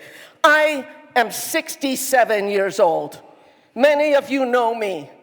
I stood before you last year as I was honored by this very body for my life's work.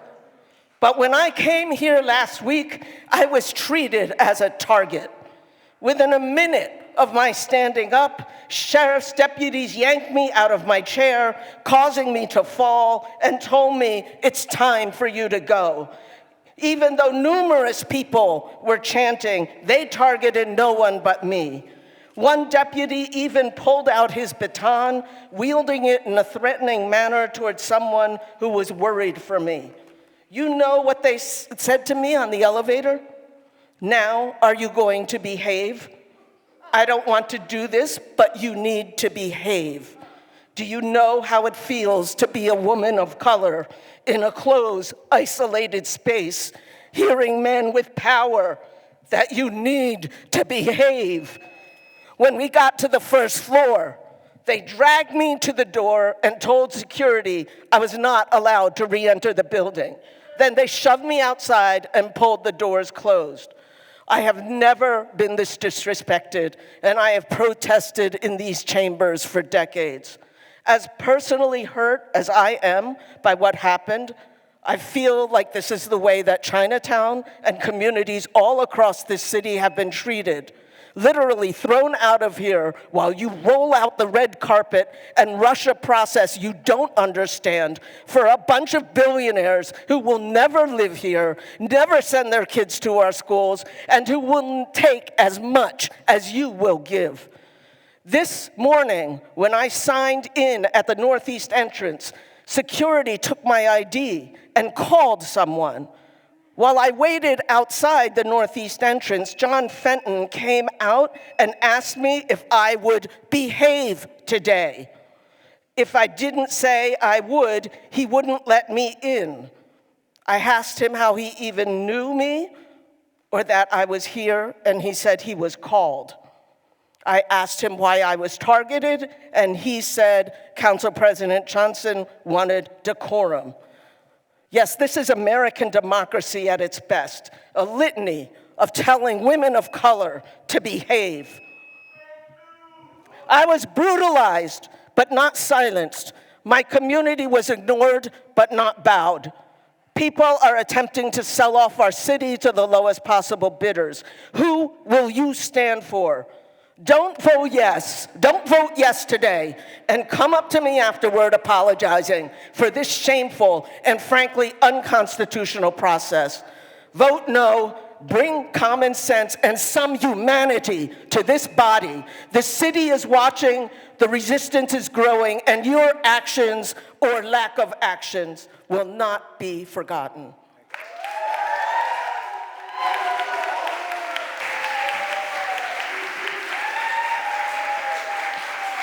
Kaya Chow, and then Jeremy Blatstein, Marissa Johnson Valenzuela, and then Raina Chambliss also make their way to the podium. My name is Kaya Chow. I am a founder of the Ginger Arts Center, a community youth and arts center in Chinatown. I ask you to use your vote as your voice and vote no on both resolutions number 240999 and 241000, two bills relating to advancing the Sixers Arena, which will start the process of destroying Chinatown. After months of being told by this body that you were waiting for the impact studies, the developer-funded studies came out a year late. Their delay was their own fault, and yet there has not been a single hearing, a single briefing, or a single question from this body about the findings. Not one. Do you even know what the studies say? Do you even care that our 150-year-old community, the only social, cultural, spiritual, linguistically accessible community in the entire region for Asian Americans, is being sacrificed for a billionaire land grab? Did you read the community impact study? It said there is evidence for indirect displacement of small businesses and low and fixed income individuals through gentrification and loss of cultural identity in Chinatown. And the arena should be considered a significant potential risk to Chinatown's core identity. And Chinatown's core identity could be significantly diminished or lost. You are responsible for ensuring that people can be heard regardless of the language they speak or the color of their skin. You are responsible for performing due diligence and looking deeply at the studies you said we're waiting for before legislation can be considered. You are responsible for the fiduciary oversight of projects set to cost the city hundreds of millions of dollars. And yes, you are responsible if you allow our 150-year-old community to be destroyed. You are responsible if you stifle free speech, trample on protests, refuse to meet with affected communities, choose to support a project that the vast majority of the city opposes. You are responsible to show young people like myself what it means to govern with integrity. Stop this shameful bullying disguised as legislative process and answer our questions before you allow this to continue. Vote no on these resolutions today.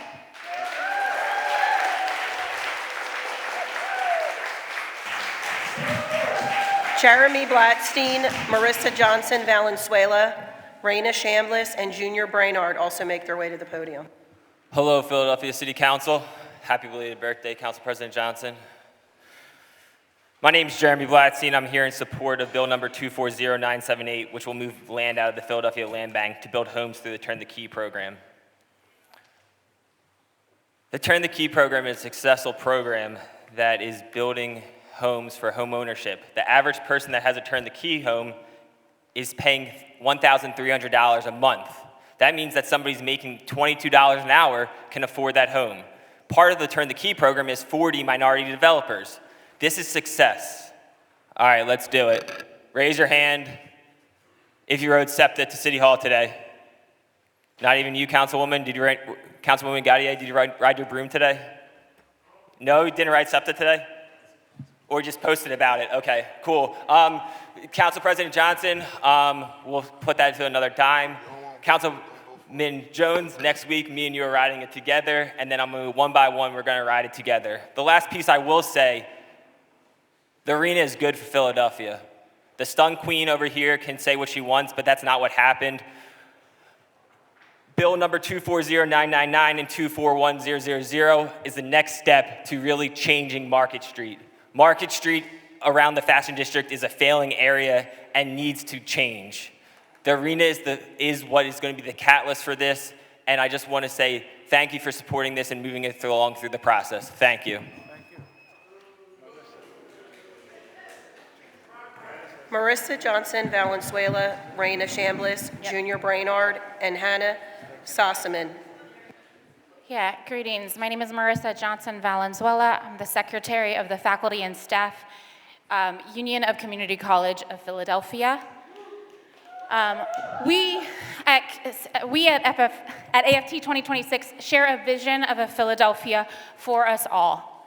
We support what folks from Sunshine, folks from the Stop the Arena have said. We don't think that Philadelphians should be, anyway, it should be kept out of this. I'm kind of going ad-libbing, but we are actually here, though, to thank all of you, the city council members, staffers, and citizens for supporting Community College of Philadelphia, the college that educates the most Philadelphians.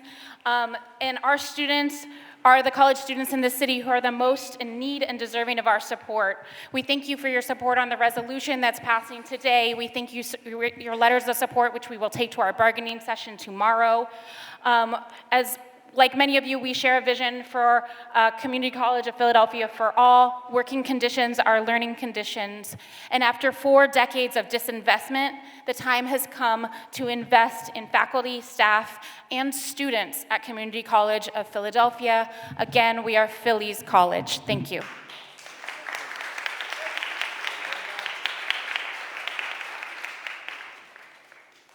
Good morning, Raina Shambliss. Okay, thank you.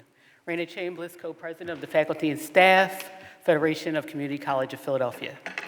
I'm speaking on behalf of 240974. It's an important resolution that was brought to this floor. With inflation and interest rates still on the rise, it's a wonder how anyone even survives. I will tell you a story. I'll keep it real short. At my previous job, the one I had before, after 12 years, I was laid off making $45K, and that was before getting my bonus pay. With a high school diploma and not one degree, I found myself temping at CCP. I applied and I landed a permanent spot, excited and so glad I gave it a shot. But then came the offer. I lost some of that glow. I could not believe the rate was so low. And when I attempted to have some kind of say, I was told that I could not negotiate pay. So I took it because I really needed a job. And I kept the part-time gig I did on the side. I liked the college, the work, and I hoped for the best, thinking I'd get promoted like I did before this. If you're wondering what happened, thinking, how did she do? Well, I have an associate's and a bachelor's too. As for pay, I'll say this, and you might be surprised. After 17 years, my annual has not hit 45. There's an increase in funding that should increase our wage. There's a whereas. It states it. It's right on the page. So that is my story. Yes, that is my tale. Thank you for making sure 240974 prevails. Thank you. Junior Brainard, Hannah Sassaman, Queen Judith Robinson, and Ella Bruce also make their way to the podium. Junior Brainard. Good morning. I'm Junior Brainard. I'm a faculty member at Community College of Philadelphia, as well as co-president of our local union, AFT 2026, which represents 1,200 faculty and staff. And I'm here to testify in support of the resolution calling on the Board of Trustees at Community College of Philadelphia for increased wages for all faculty and staff. The working conditions of faculty and staff directly impact student learning conditions. What we want for ourselves is what we want for our students: dignity, respect, and wages that allow families to thrive. The City Council of Philadelphia has allocated an additional $5 million in operating funding to CCP for this fiscal year, making the largest single-year increase in operating funding CCP has ever received. CCP is also sitting on an unprecedented $80 million in reserves. Unfortunately, Community College of Philadelphia's Board of Trustees has not yet directed their bargaining team to agree to any proposals in bargaining to use this money. We need to make CCP a place that can recruit and retain the talented and diverse faculty and staff our students need. Over half of staff at CCP do not make a living wage, which means most of our staff and many of our faculty work second and third jobs to make ends meet or leave the college for better jobs. Our students want to be able to show up and learn, but this is a challenge when their immediate needs for transportation and childcare are not met. We need smaller class sizes, smaller caseloads, and full staffing so that students get the support and learning conditions they need to graduate and move into their jobs in Philadelphia. And we oppose the arena in Chinatown because good jobs for ourselves and our students lift up rather than destroy communities. It's time for CCP's Board of Trustees to take concrete steps to provide support that our students, faculty, and staff need each day by agreeing to 3 fair contracts.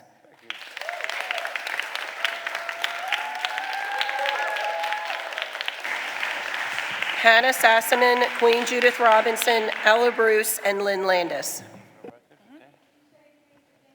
Hello, my name is Hannah Sassaman. I live in West Philadelphia, and I've worked at an office in Chinatown since about 2019. And I'm here in opposition to Resolution 241000. And I want to talk about this like a little bit personally. I was hoping that Council Member Squilla would be here, but I know this will be recorded, so hopefully he'll see it too.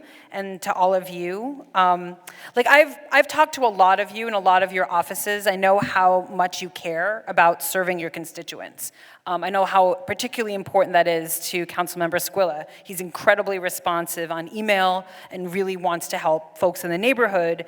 And I want to address you from that perspective, and like the love and care that you have for the city, the things that only you see and know about, like the place in the community where you see the flowers bloom in the spring. When we build an arena in Chinatown, we have a really strong chance of destroying all of those little things that people see and know and love, and to create something that people really, really don't want.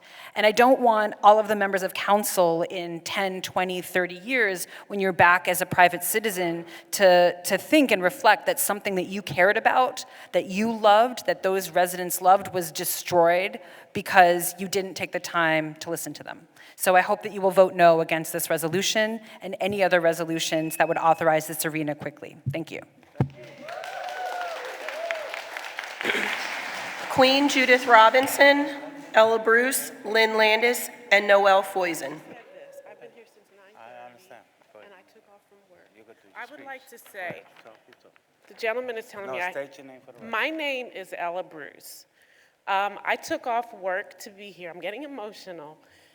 I have this one piece of paper to read, and I would like to be able to read it without being interrupted. I am in opposition of the resolution 24000. I want to ask, why are we here? Week after week, this exercise is repeated. The bills are introduced. The public is allowed to make comments. Council votes. Not only does council vote, but some members leave the meeting wanting to be recorded as aye on all bills and resolutions. How can you vote aye on anything without truly considering the public comments? Is this body truly listening to the resident, voters, constituents? Those of us who live here have to fight for everything. I get the image of someone talking to me and nodding their head while their fingers are crossed behind their back. I am speaking specifically on any bills introduced with regard to the Sixers arena. As a resident of Philadelphia, more specifically, Council President Johnson's district, it seems that transparency is lacking in this process. We're being told that there will be a robust discussions with regard to this arena, and yet this body appears to be doing, what this body appears to be doing is clearing the way to shove this beast down our throats. The word folly comes to mind. Because the mayor wants to get to yes, sometimes the answer is no. The community of Chinatown trusts this city to do right by them. I was on the Planning Commission's call for this project, and while Chinatown may be the nearest neighbor to this proposed arena, many more neighbors will feel the effects of its inappropriate presence. The studies have not been looked at at a large enough radius within the location that will be affected. Where are the studies that include the more southern surrounding tributaries? Not enough information has been gathered in this regard. How will this affect the cultural community of this city, specifically this theater district? Just because the developers want an arena at 11th and Market does not mean it belongs there. This is a shiny thing being waved around as if it doesn't present the potential for driving people away who already patronize events in Center City. It would create jobs wherever it's built. Will these jobs created be a wash because of the jobs that are lost by those who work at the Fashion District? This arena isn't even fully thought out by the developer. Does Philadelphia have a real plan for this city? It used to be the 2035 plan. We deserve better than a concept of a plan.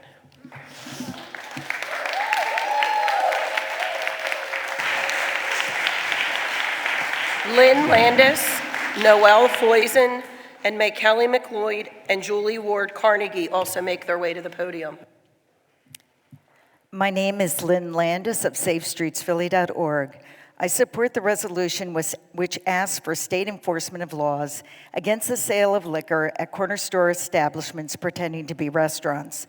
The language of the bill is impassioned, and I quote, "The Commonwealth of Pennsylvania must confront the rampant illegal sale of liquor in these establishments with unyielding resolve," unquote, which is all well and good. But where I ask is City Council's unyielding resolve when it comes to its own local laws and policies, such as its sanctuary city policy that has allowed and encouraged the free flow of illegal immigrants, human, child, and sex trafficking, and fatally addictive drugs into Philadelphia in general, and Kensington in particular, a neighborhood I thought had been cleaned up. So last Saturday afternoon, my husband and I took a ride on Kensington Avenue and were shocked to see, within a span of 10 blocks, at least 200 people, addicts, sitting and lying on the sidewalk, passed out, and surrounded by trash with no police in sight. My request today is that City Council apply to itself the same unyielding resolve to enforce the law that it now demands of our state legislatures in this resolution. Thank you.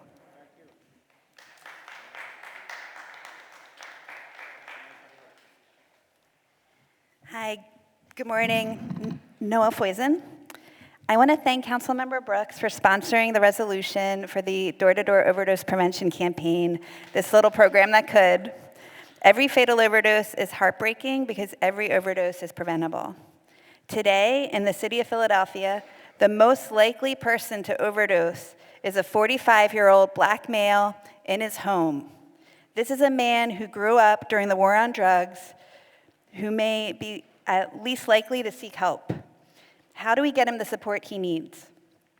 I remember the day Kaylee, who you're going to hear from in a second, first brought this idea to me.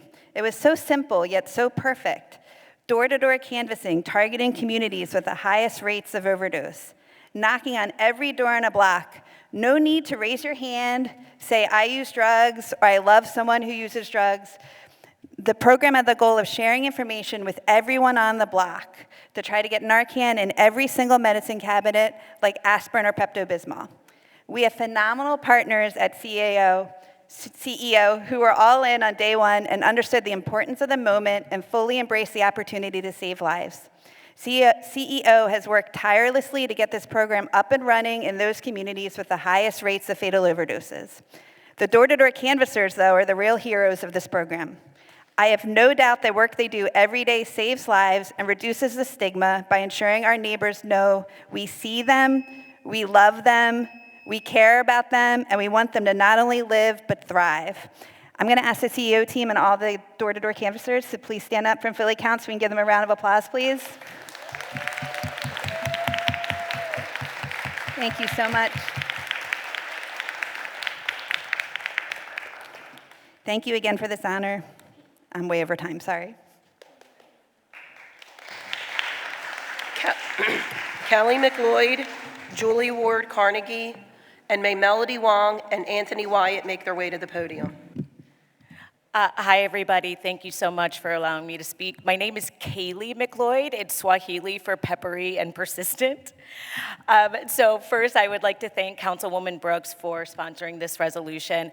And I want to just remind everybody and echo what my colleagues have stated. First of all, Albert, we are so incredibly proud of you, and we know you can keep going. Please keep going. I secondly want to echo Noel in giving a shout out to the Philly Counts crew. When this project came together, we had no idea what the reaction would be when we went into primarily Black and brown neighborhoods to talk about drugs. We were expecting anger and we were expecting trauma, but what we actually got was welcome, we got heartbreak, and we got tears. So much so that we had to reallot time at the doors because people were so eager to have these conversations. We have a fantastic report here that we are asking everybody to look at. And one more thing that I just want to end with. In the city of Philadelphia, as well as nationally, we have seen a decrease in overdose deaths. We celebrate that every single day. But I want to remind everybody that this decrease did not apply to Black and brown folks, either throughout the United States or in Philadelphia specifically. We need more support, and we need to keep up the attention. And again, Albert, we are so incredibly proud of you.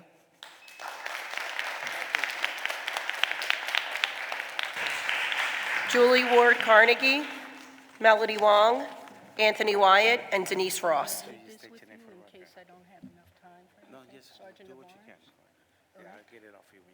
Thank you. Good day, City Council members, Council Clerk, Mayor Sherelle Parker, Governor Shapiro, Harrisburg Senators, State Representatives, and Assembly of People present. My comments are in regards to Bill 240999. I digress for a moment regarding Bill 240999, being that it is that the testimony that was heard and the expressions that I saw on council members as well as council president's face is an indication that a lot that was stated was not known. And so with respect to council and council president, I'm sure that our commissioner will probably look into that further regarding what happened to one person as they were on the elevator.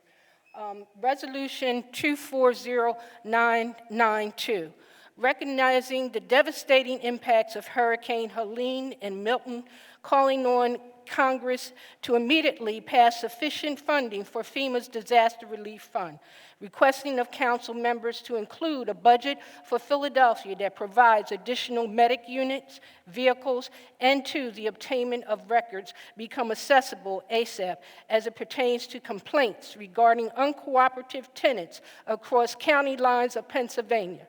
I want to mention also the name Paul V. Carnegie, and many people knew him as Brother Khalifat Eel. Both are legal names, legal binding, whom provided a binder of both Homeland Security and also whom provided an overview for the record of Pennsylvania the records of Pennsylvania also reflect that Paul V. Carnegie soared through the FEMA test.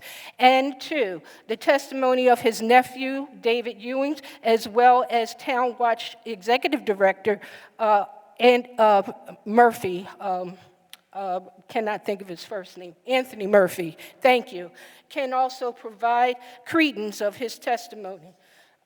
Regarding Bill 24099, please consider the following. Please review any stipulation that just might be including Philadelphia County in the small print of the Crozer Delaware County receivership.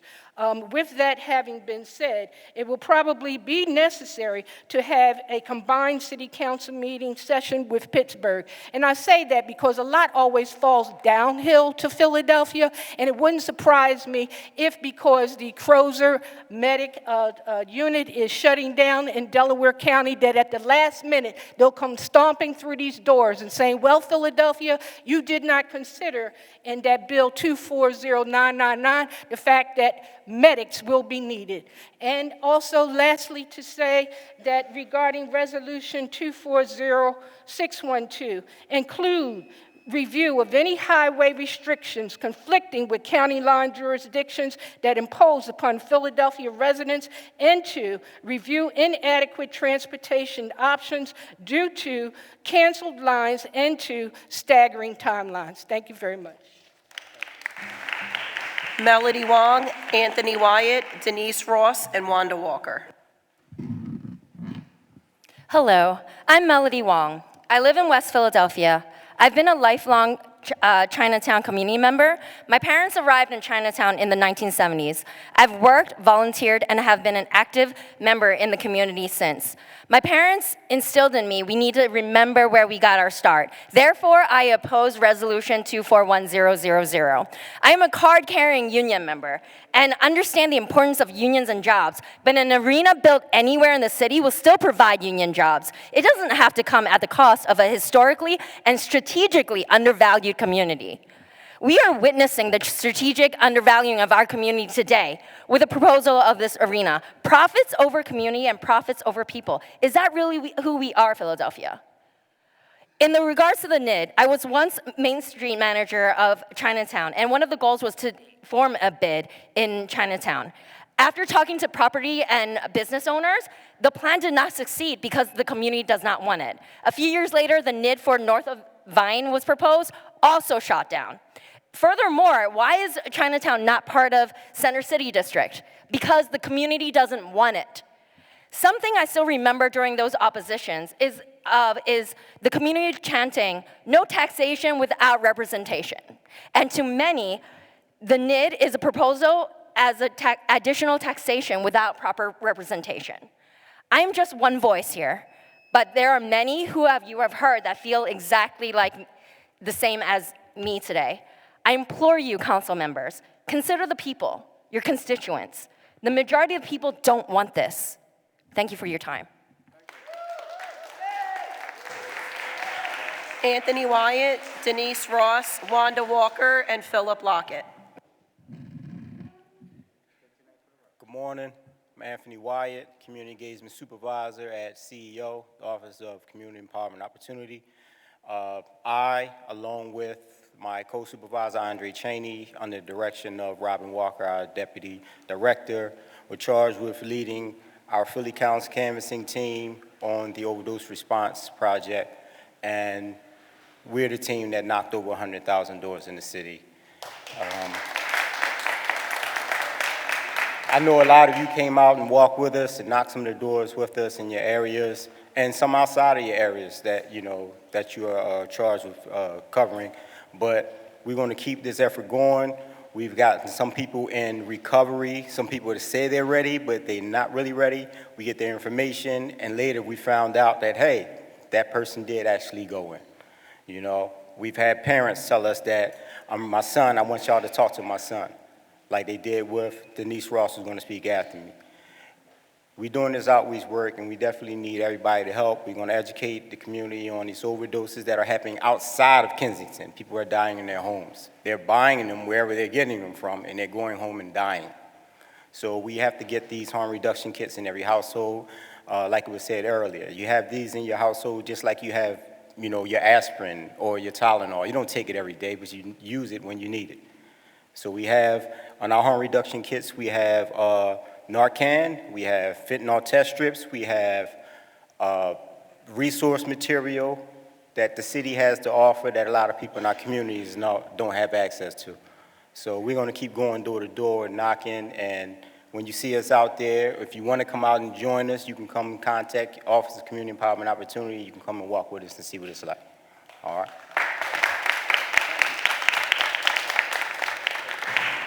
Denise Ross, Wanda Walker, Philip Lockett, then Obona Higgins. Good morning. My name is Denise Ross, and I'm just piggybacking off of my supervisor, Anthony Wyatt. I am a foot soldier. I am one of the people that knocked on over those 100,000 doors. Educating people is very important. I go out every day. I knock on doors. I speak to individuals, even those individuals that do not believe that they have family members that have some type of addiction or problem. And it's not about them. I educate them and I school them and let them know that it doesn't have to be a family member, but we all have family members, maybe you don't know about it, but that are using some form of substance. I educate them. I teach them on how to use the Narcan. I educate them on how to use the fentanyl test strips, which are very important because you can't stop the drug usage, but at least we can stop the dying here in the city of Philadelphia with so many people that are dying from overdosing. So what we're here to do is try to do preventive measurements and moving forward, just help as many people as possible. We'll continue knocking on those doors. We'll continue speaking to people, and we'll continue to get the message out so that we can know to let Philadelphia count.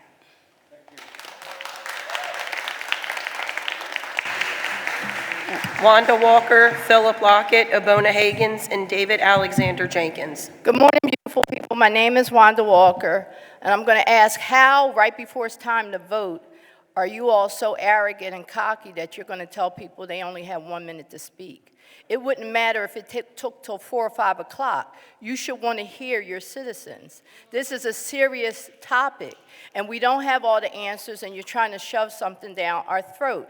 People, you all need to remember this come Election Day. It is 17 city council people in here, and 14 of them are Democrats. All you have to do is start voting differently. Then they'll listen. That's one way we can do it. Now, I'm going to come here every single Thursday, like I said before. Don't really want to be here, but we need to talk about our seniors. Philadelphia used to be #1 in black home ownership. Now we're not. We're the #1 poorest big city.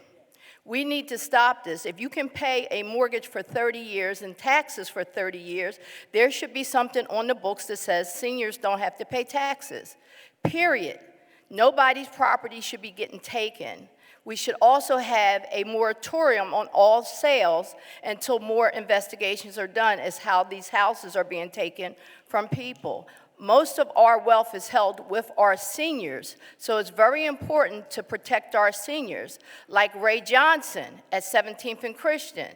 This stuff has to stop. These people are saying they don't want something, you're not listening. So we're not going to vote for you come next time it's time to have an election. And this is pretty much all I have to say, because this is ridiculous saying the same thing and y'all aren't listening. Like, how are so many people getting this upset and then you're limiting how much someone can express themselves? We're paying for parking, we're taking off from work, we're coming down here, and y'all really aren't hearing us. Now, it might be a good idea, but until you prove it to us, the answer is no, overwhelmingly. And as far as properties, stop. Every single week I come here, y'all are giving out 50 or more properties to the land bank. Like, make it make sense. And the taxes are going up. You run on one thing and then do another. We're tired of you. We're going to start voting differently.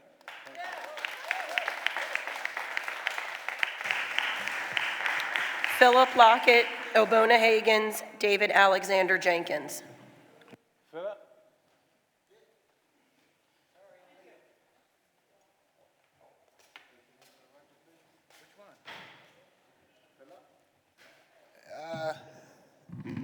morning, Council President, and good morning to Council. My name is Philip Friedman Lockett, and I'm here to give kudos to my Councilwoman Cindy Bass for Bill 240724. She put some teeth in that bill to help us seniors down here who's fighting to stay in our homes. We got a lot of seniors that's falling by the wayside because the powers that be is overtaking us. And I give her a round of applause for that bill that she introduced. Also, I want to just mention Bill 240992. Councilman O'Rourke went way beyond the call of duty, and he called up Congress to recommend immediate money for the hurricane victims down south. Well, he needed to do the same thing for the Freedmans. We got devastation all over the place because we're out of our status. And I can't believe that we can get one council person to talk to Congress about a concern down south, but can't get one to pick up the mantle for the Freedmans. And so I'm going to ask him again, could he help us out to get this powerful legislation on the book so we can get started? And I thank you all for today, and I'm going to leave you alone so y'all can come back next Thursday. Elbona Hagins, and then David Alexander Jenkins. Good morning. Elbona Hagins, fourth generation chattel slavery survivor. Ladies and gentlemen, we stand at a crucial, critical point. The 2024 presidential election has become a Diddy party for big money donors, whether Democrat or Republican. It doesn't matter.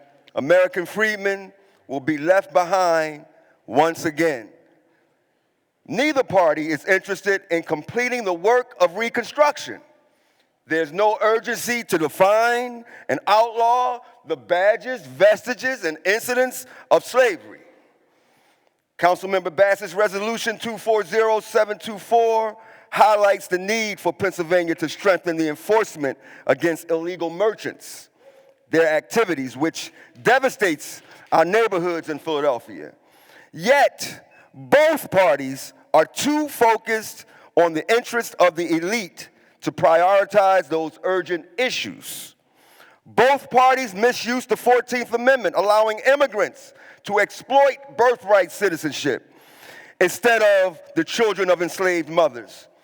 This further marginalizes the freedmen community, and neither party will secure reparations we deserve. Today, I invite all American freedmen and those who support the ideals of Charles Sumner to join the new political movement. A new political movement, Reconstruction 2.0. No more Democrats, no more Republicans. Let us say no to both major parties. Let's focus on our neighborhoods, protect our communities, and reclaim our righteous and rightful status of American freedmen. Elbona Hagins. Hey, Council President, you ain't paying attention. How was your party last night? How was the Diddy party you ain't invite me to? And you told me to my face you were going to call me back.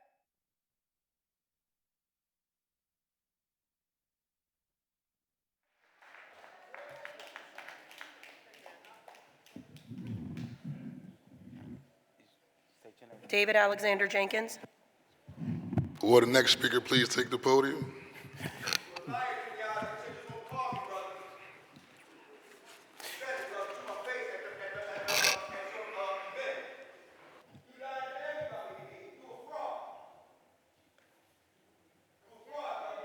You can begin, sir. David Alexander Jenkins. Mr. President, happy birthday.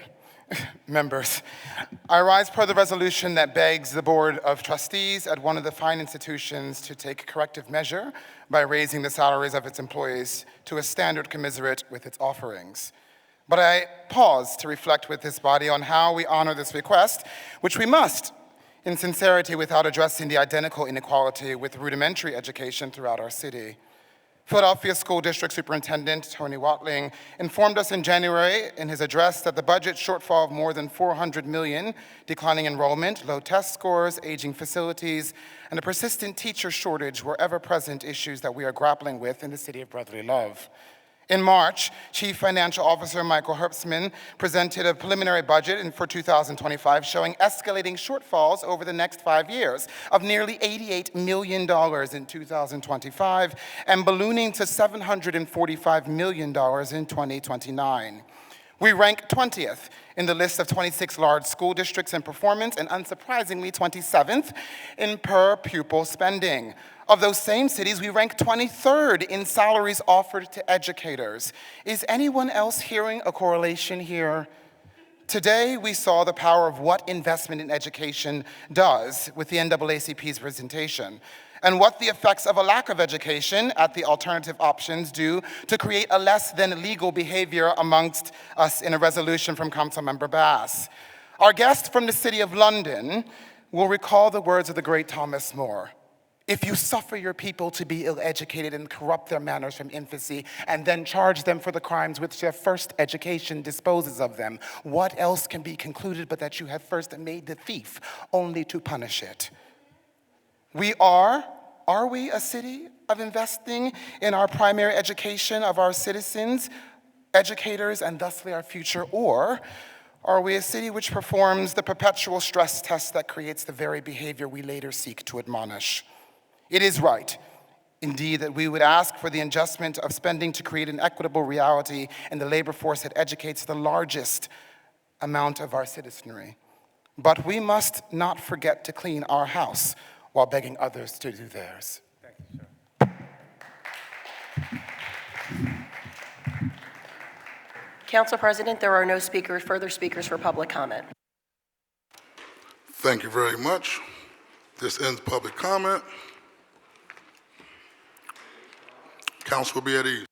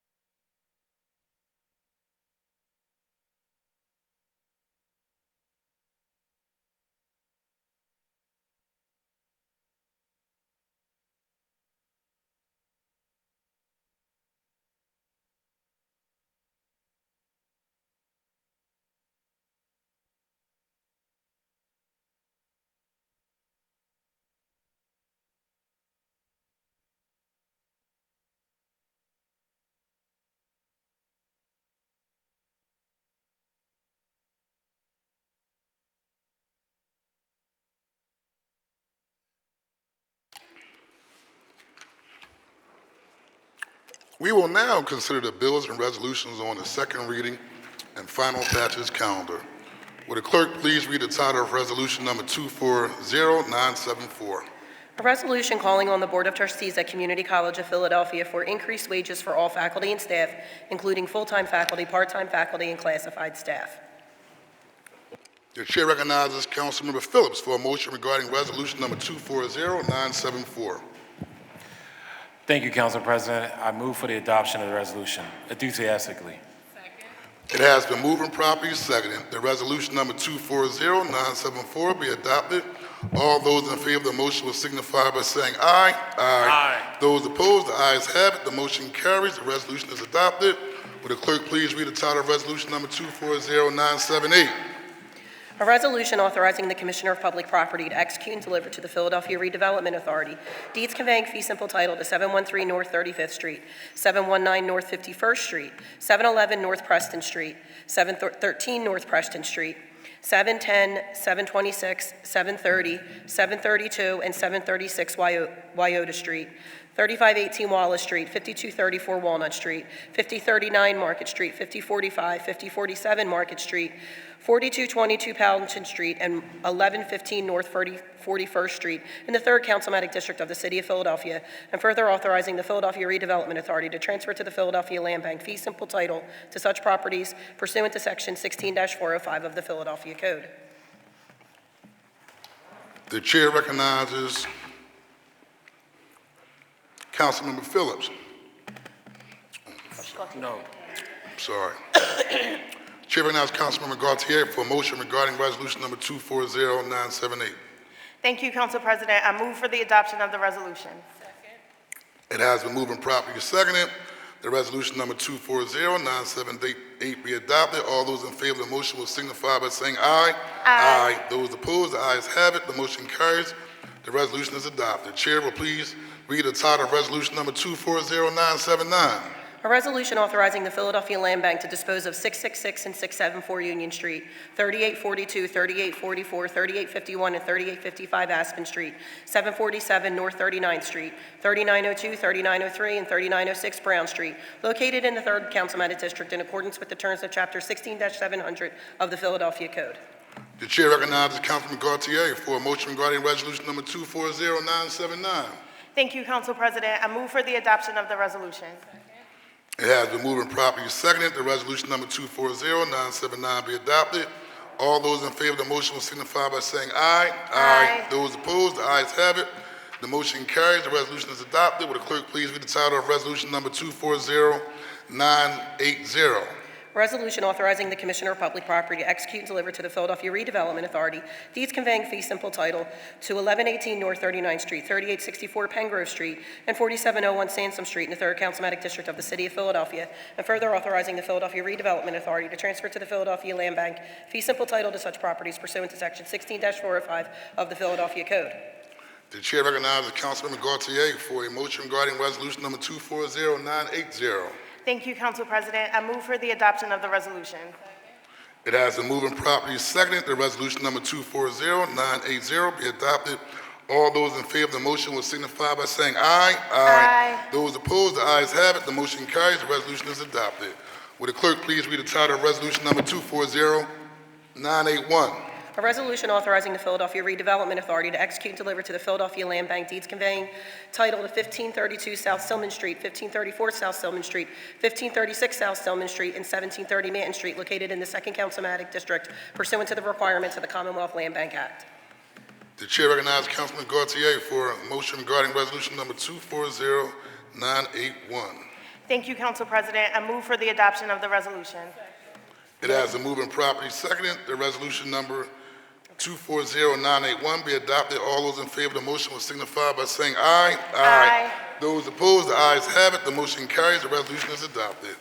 Will the clerk please read the title of resolution number 240985? A resolution authorizing the Philadelphia Redevelopment Authority to execute and deliver to the Philadelphia Land Bank deeds conveying title to 3148 North 24th Street, 129 North 58th Street, 134 North 58th Street, and 2942 West Wishart Street, located in the 4th Councilmatic District pursuant to the requirements of the Commonwealth Land Bank Act.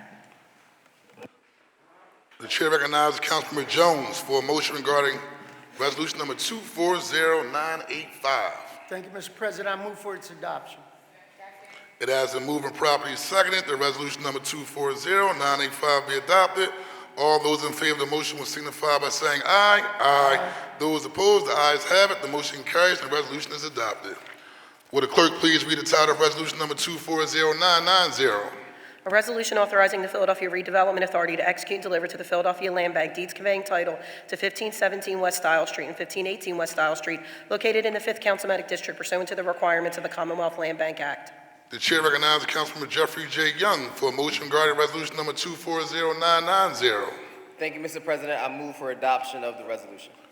It has been moved and properly seconded. The resolution number 240990 be adopted. All those in favor of the motion will signify by saying aye. Aye. Those opposed, the ayes have it. The motion carries and the resolution is adopted.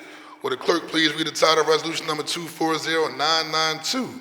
A resolution recognizing the devastating impacts of Hurricanes Helene and Milton, calling on Congress to immediately pass sufficient funding for FEMA's Disaster Relief Fund, and reaffirming the City of Philadelphia's commitment to ensuring that its disaster preparedness measures meet the challenges posed by the worsening climate disasters. The chair recognizes Councilman O'Rourke for a motion regarding resolution number 240992. Thank you, Mr. President. I move for the adoption of the resolution. It has been moved and properly seconded that resolution number 240992 be adopted. All those in favor of the motion will signify by saying aye. Aye. Those opposed, the ayes have it. The motion carries and the resolution is adopted. Will the clerk please read the title of resolution number 240993?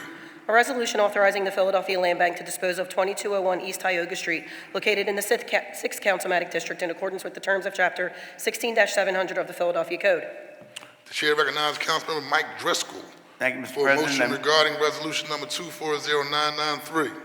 I move for the adoption of the resolution. It has been moved and properly seconded that resolution number 240993 be adopted. All those in favor of the motion will signify by saying aye. Aye. Those opposed, the ayes have it. The motion carries and the resolution is adopted. Will the clerk please read the title of resolution number 240994? A resolution authorizing the Philadelphia Redevelopment Authority to execute and deliver to the Philadelphia Land Bank deeds conveying title to 149 Apsley Street, 1520 through 1540 West Venango Street, and 1600 through 1620 West Venango Street, located in the 8th Councilmatic District pursuant to the requirements of the Commonwealth Land Bank Act.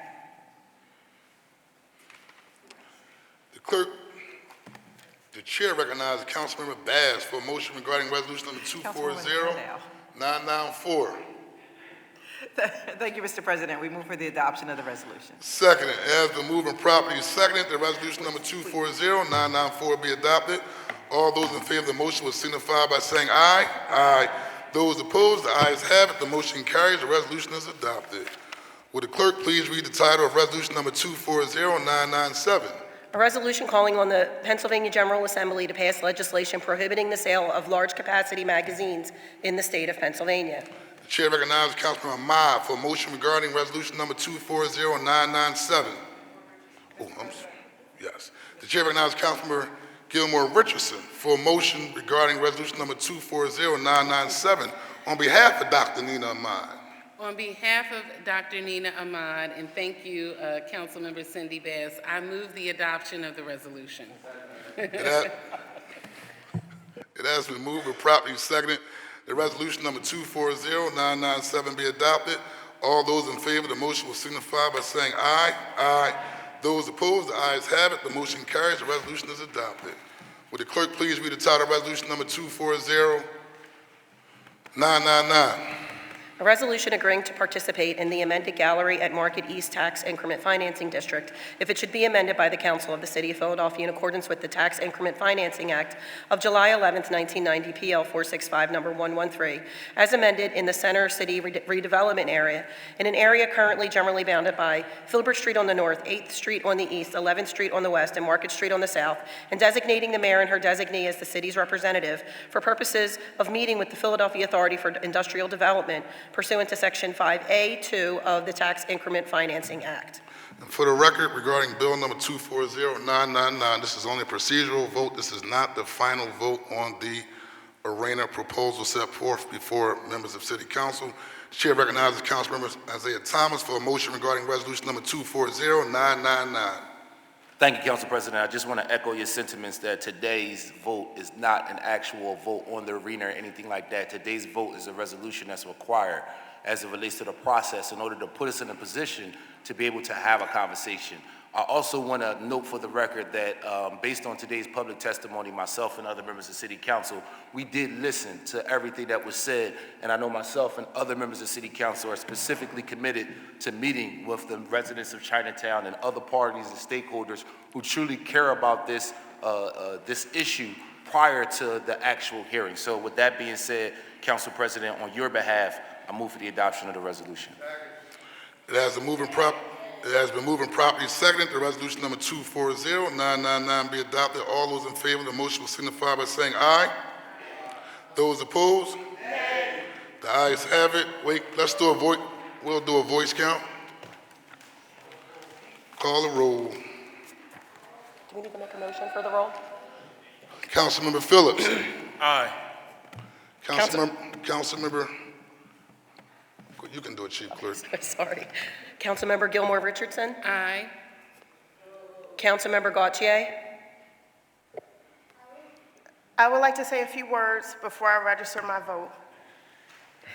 I have not yet taken a position on the arena. I have been meeting with everybody on every side.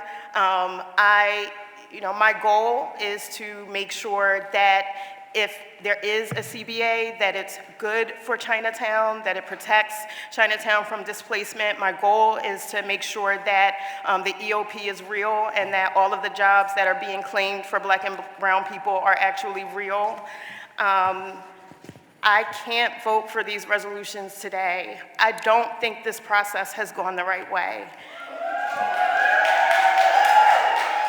And I want to be clear that I'm undecided, but I really object to the process. Nay. Councilmember Thomas? Aye. Councilmember Jones? Aye. Councilmember Landau? Council President, I'd also like a second to speak. I, too, am deeply concerned about how quickly this process is going, especially at a time when our democracy is on the line and we should all be spending our precious moments clocking out and going and doing the good work. And for the reasons of the process moving too fast and needing to spend more time, I have a list of questions that have been submitted. More questions are being submitted. Have to have answers. I'm going to have to vote nay, too. Councilmember Losada? Aye. Councilmember Young? Nay. Councilmember Brooks? Nay. Councilmember Harity? Aye. Councilmember O'Rourke? Nay. Councilmember Driscoll? Aye. Councilmember O'Neill had previously stated aye. Councilmember Squilla is absent. Councilmember Bass? Aye. Councilmember Ahmad also voted aye previously. And Council President Johnson? Aye. 1, 2, 3, 4, 5, 6, 7, 8, 9, 10, 11. The ayes are.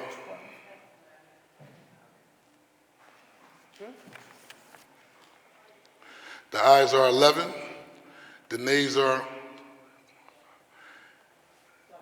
5. The resolution passes. Would the clerk please read the title of resolution number 241000?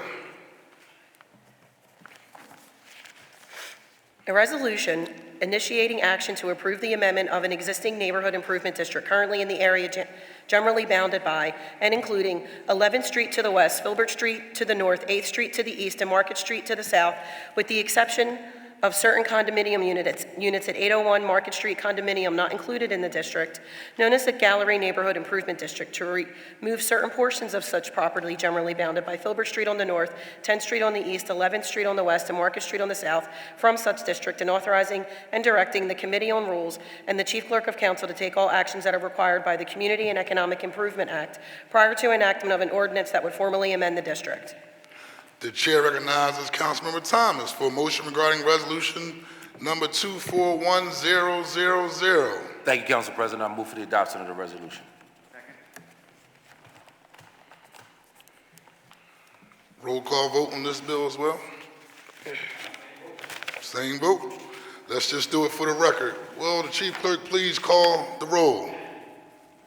Councilmember Phillips. Aye. Councilmember Gilmore Richardson. Aye. Councilmember Gautier. Nay. Councilmember Thomas. Aye. Councilmember Jones. Aye. Councilmember Landau. Nay. Councilmember Losada. Aye. Councilmember Young. Nay. Councilmember Brooks. Nay. Councilmember Harity. Aye. Councilmember O'Rourke. Nay. Councilmember Driscoll. Aye. Councilmember O'Neill voted aye previously. Councilmember Squilla is absent. Councilmember Bass. Aye. Councilmember Ahmad voted aye. And Council President Johnson. Aye. The The resolution passes. Will the chief clerk please read the title of bill number 240499? Second.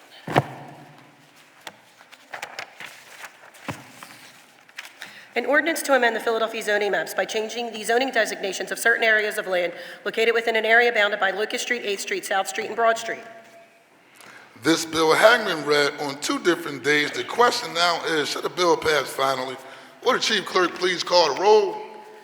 Councilmember Phillips. Aye. Councilmember Gilmore Richardson. Aye. Councilmember Gautier. Aye. Councilmember Thomas. Councilmember Jones. Councilmember Landau. Aye. Councilmember Lasada. Aye. Councilmember Young. Aye. Councilmember Brooks. Aye. Councilmember Harity. Aye. Councilmember O'Rourke. Councilmember Driscoll. Aye. Councilmember O'Neill was aye. Councilmember Bass. Aye. Councilmember Ahmad was aye. Council President Johnson. Aye. The ayes are 16. The nays are 0. A majority of all members having voted in the affirmative, the bill passes. Will the chief clerk please read the title of bill number 240656? An ordinance amending section 14-303 of the Philadelphia Code entitled Common Procedures and Requirements to clarify provisions related to public hearings of the Zoning Board of Adjustment and make technical changes all under certain terms and conditions. This bill having been read on 2 different days, the question now is, should the bill pass finally? Councilmember Phillips. Aye. Councilmember Gilmore Richardson. Aye. Councilmember Gautier. Aye. Councilmember Thomas. Aye. Councilmember Jones. Aye. Councilmember Landau. Councilmember Lasada. Councilmember Young. Councilmember Brooks. Councilmember Harity. Councilmember O'Rourke. Aye. Councilmember Driscoll. Aye. Councilmember O'Neill was aye. Councilmember Bass. Councilmember Ahmad was aye. Council President Johnson. Aye. The ayes are 16 and nays are 0. A majority of all members having been voted in the affirmative, the bill passes. Will the chief clerk please read the title of bill number 240661? An ordinance amending section 14-524 of the Philadelphia Code entitled FDO 4th District Overlay District to include certain areas of land within Morris Park neighborhood under certain terms and conditions.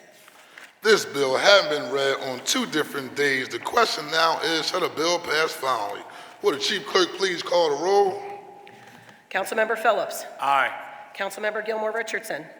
Councilmember Gautier. Aye. Councilmember Thomas. Aye. Councilmember Jones. Aye. Councilmember Landau. Aye. Councilmember Lasada. Aye. Councilmember Young. Aye. Councilmember Brooks. Aye. Councilmember Harity. Aye. Councilmember O'Rourke. Aye. Councilmember Driscoll. Aye. Councilmember O'Neill was aye. Councilmember Bass. Aye. Councilmember Ahmad was aye. Council President Johnson. Aye. The ayes are 16, the nays are 0. Majority of all members having voted in the affirmative, the bill passes. Will the clerk please read the title of bill number 240613? An ordinance amending Chapter 12-1100 of Miscellaneous Regulations and Penalties and Chapter 12-2800 Administrative Adjudication of Parking Regulations of the Philadelphia Code, making revisions to disability parking space standards and procedures, creating an application process for residential disability parking spaces limited for use by a specific person with a disability, creating a new administrative hearing process, and amending applicable penalties. The chair recognizes Councilmember Cindy Bass for a motion. Thank you, Mr. President. On behalf of Councilmember Squilla, I would like to offer an amendment to Bill Number 240613. A copy of the amendment has been circulated to all members of council, and I move for the adoption of the amendment. It has been moved and properly seconded that the amendment to bill number 240613 be adopted. All those in favor will signify by saying aye. Aye. Those opposed, the ayes have it. The bill has been amended. This bill will be placed on the final passage calendar for our next session of council. Will the clerk please read the title of bill number 240662? An ordinance amending Chapter 9-6300 Consumer Protection Ordinance of the Philadelphia Code to clarify the statute of limitations and provide for retroactivity, all under certain terms and conditions. This bill having been read on 2 different days, the question now is, shall the bill pass finally? Will the chief clerk please call the roll? Councilmember Phillips. Councilmember Gilmore Richardson. Aye. Councilmember Gautier. Aye. Councilmember Thomas. Aye. Councilmember Jones. Aye. Councilmember Landau. Aye. Councilmember Lasada. Aye. Councilmember Young? Aye. Councilmember Brooks? Aye. Councilmember Harity? Aye. Councilmember O'Rourke? Aye. Councilmember Driscoll? Aye. Councilmember O'Neill was aye. Councilmember Bass? Aye. Councilmember Ahmad? Was aye. Council President Johnson? Aye. The ayes are 16, the nays are 0. Majority of all members having voted in the affirmative, the bill passes. The clerk will please read any additional resolutions on today's calendar. A privileged resolution authorizing City Council's Committee of the Whole to hold public hearings required pursuant to Chapter 17-2300 of the Philadelphia Code, public hearing prior to execution of a labor agreement concerning police employees represented by the Fraternal Order of Police, which code chapter requires that the council hold a hearing in connection with the city's contract proposal in anticipation of collective bargaining between the city and the Fraternal Order of Police, introduced by Councilmember Gilmore Richardson. The chair recognizes Majority Leader Gilmore Richardson. Thank you, Council President. I move the adoption of the resolution. It has been moved and properly seconded that the resolution be adopted. All those in favor will signify by saying aye. Aye. Those opposed, the ayes have it, and the resolution is adopted. Will the clerk please read the title of the next resolution? A privileged resolution honoring and recognizing the Domestic Violence Unit in the City of Philadelphia during Domestic Violence Awareness Month for their exemplary service and commitment to the fight against domestic violence, introduced by Councilmember Jones. The chair recognizes Councilmember Jones for a motion on the resolution. Before I do, Mr. President, I want to acknowledge that you and Member Greenlee first raised this issue some years ago by putting your money where your mouth was by getting 100 new beds for this issue. I move for the adoption. Thank you very much. It has been moved and properly seconded. That all those in favor signify by saying aye. Aye. Those opposed, the ayes have it, and the resolution is adopted. Will the clerk please read the title of her next resolution? Congratulating Director Keeli McLeod, Noel Foysen, and the Office of Community Empowerment and Opportunity on the success of the Overdose Prevention and Awareness Canvassing Program, which has knocked over 100,000 doors in Philadelphia, and for earning recognition from the White House for its innovative and evidence-based public health approach to combating the overdose crisis, introduced by Councilmember Brooks. The chair recognizes Councilmember Brooks for a motion on the resolution. Council President, I move for the adoption of the resolution. It has been moved and properly seconded that the resolution be adopted. All those in favor signify by saying aye. Aye. Those opposed, the ayes have it, and the resolution is adopted. Congratulations. Will the clerk please read the title of the next resolution? A privileged resolution honoring the Philadelphia Association of Black Journalists, PABJ, for its 50th anniversary and ongoing commitment to serving black journalists, increasing the number of black media professionals in the Philadelphia area, and combating racism in the media, introduced by Councilmember O'Rourke. The chair recognizes Councilmember O'Rourke for a motion on the resolution. Thank you, Council President. I do move for the adoption of that resolution. It has been moved and properly seconded that the resolution be adopted. All those in favor of the motion will signify by saying aye. Aye. Those opposed, the ayes have it, and the resolution is adopted. Would the clerk please read the title of the next resolution? There are no other resolutions in my possession, Council President. That completes our calendar for today. Are there any speeches on behalf of the minority? The chair recognizes Minority Leader Brooks. And today I introduced a resolution congratulating Keeli McLeod and Nicole Foysen and the Office of Community Empowerment and Opportunity for earning recognition from the White House for the success of the Overdose Awareness and Prevention Canvassing Program, formerly known as Philly Counts. Canvassers in the program who are recruited and trained by trusted community messengers have knocked over 100,000 doors in neighborhoods most impacted by the recent surge in fatal overdoses. This program stands out for meeting people where they are, in their homes. There's a common misconception that most overdose programs recognize the ongoing fear that the war on drug instilled in black and brown communities. Many people in our communities avoid seeking services because they are afraid of outing themselves as drug users, and they don't want to risk arrest, incarceration, and family separation. To counter this fear, the canvassing program centers on private, non-judgmental conversation that brings resources and information directly to people's doors.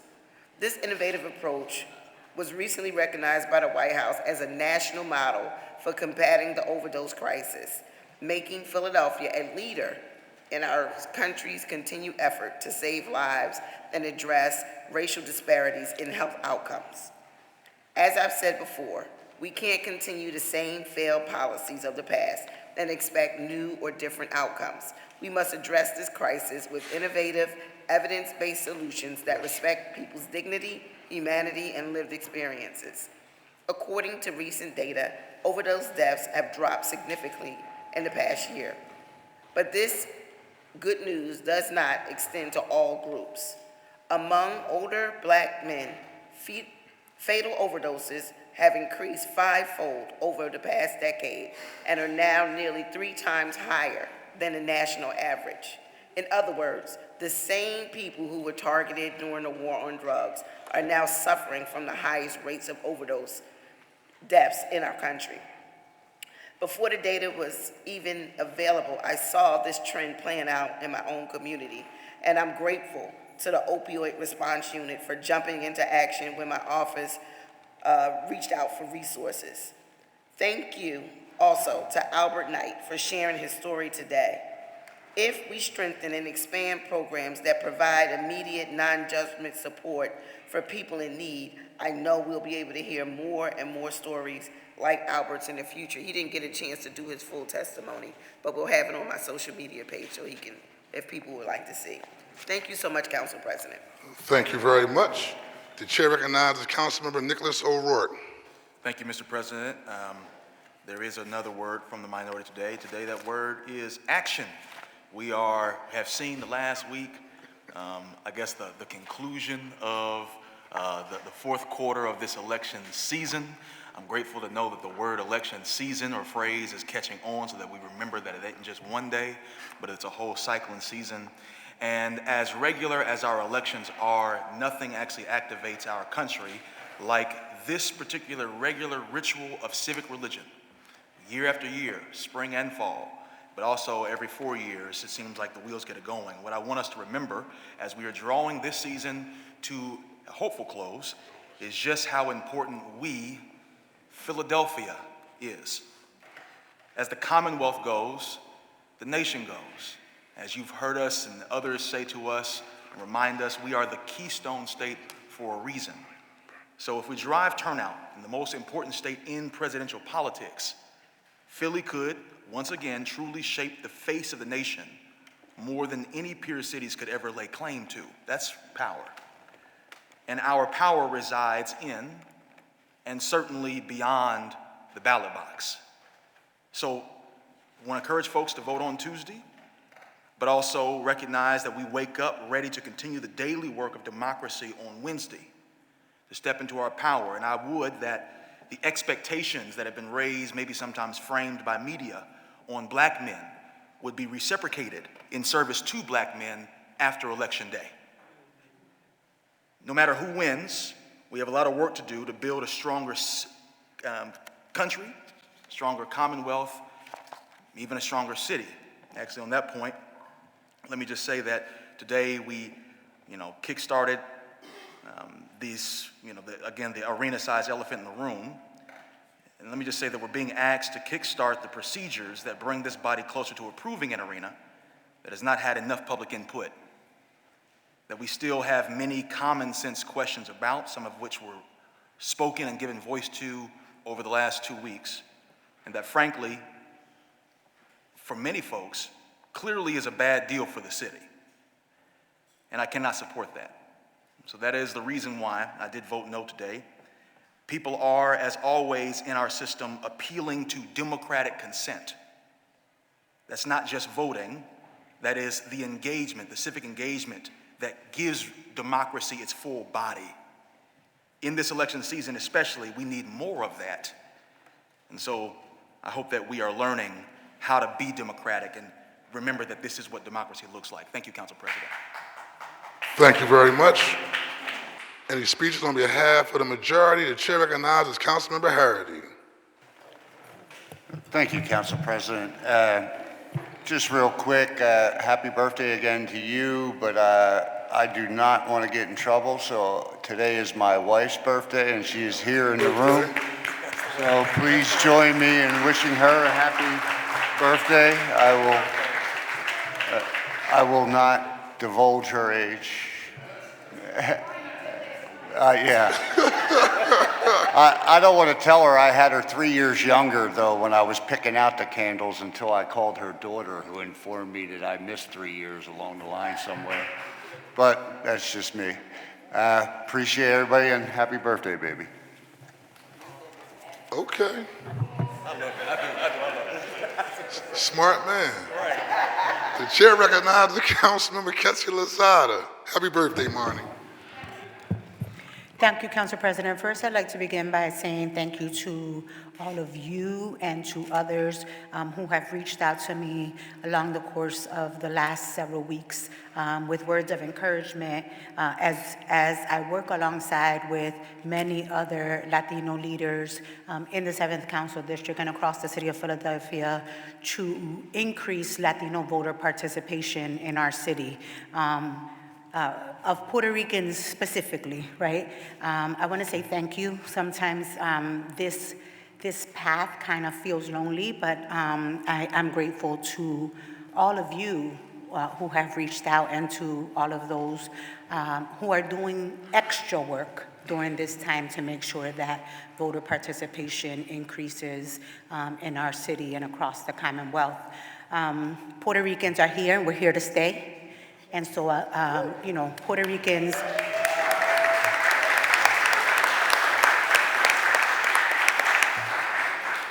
our island is a beautiful place to visit. Some amazing people come from our island.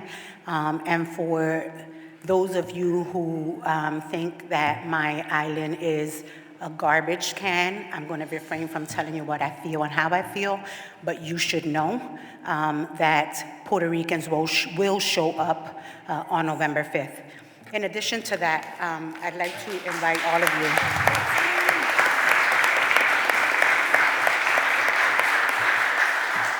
And I want to say, before I move forward, I want to say that there are a lot of people on the other side that I really, really, really respect and have huge admiration for. And so please don't think that I believe that everyone falls in that same bucket, right? My love for you is still there. I'd like to invite all of you to join me for Justice Day on November 19th.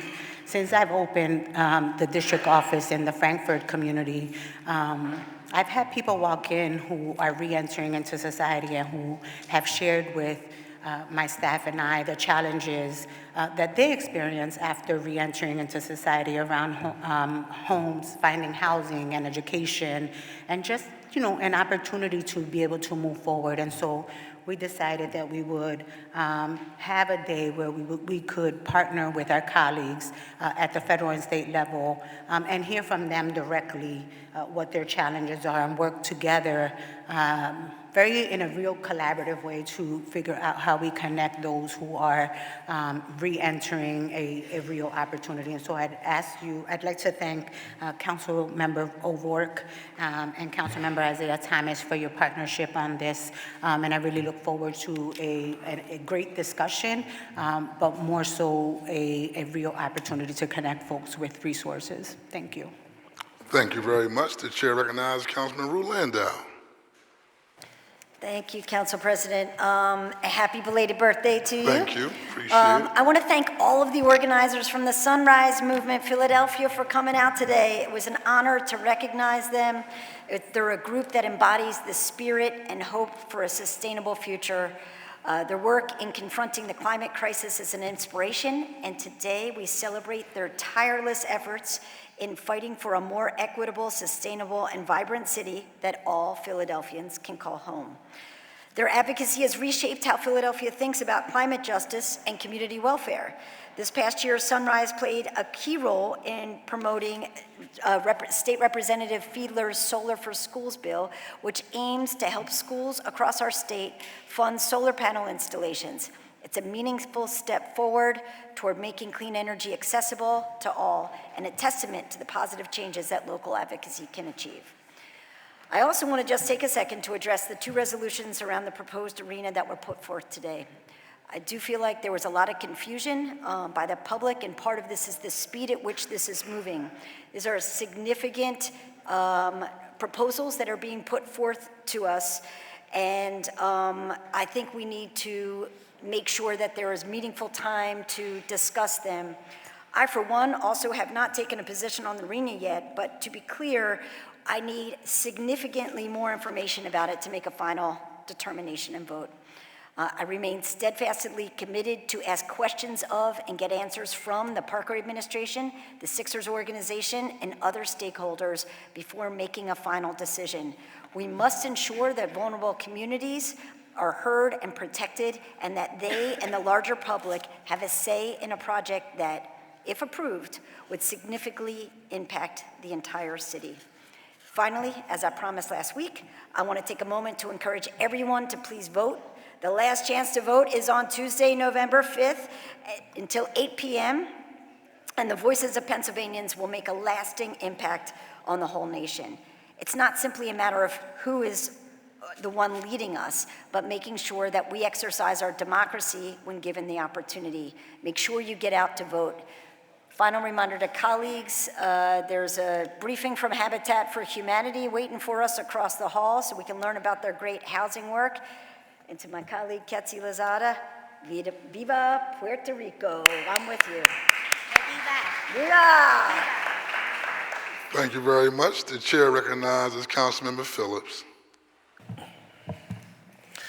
Thank you, Council President. Let me again say publicly, happy birthday to you. You are 51 in a day.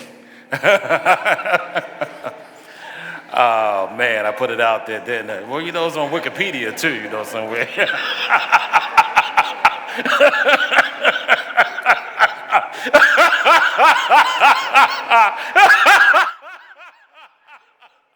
All right, I'm done. Y'all got me going. Laughter is good for the soul. So. All right. All right, well, I just had to say this. You know, I just, you know, this, I can't even remember what I want to say. All right, this is serious business. All right. So anyway, with that being said, we, you know, I really want folks to know that, you know, I represent Philadelphia's 9th District. And having worked in the 9th District, I have observed and read about the history and connected with people like John White Jr., actually worked with and mentored by Marion Tasco, and many people know that I have worked closely and been supported and mentored by Sherelle Parker.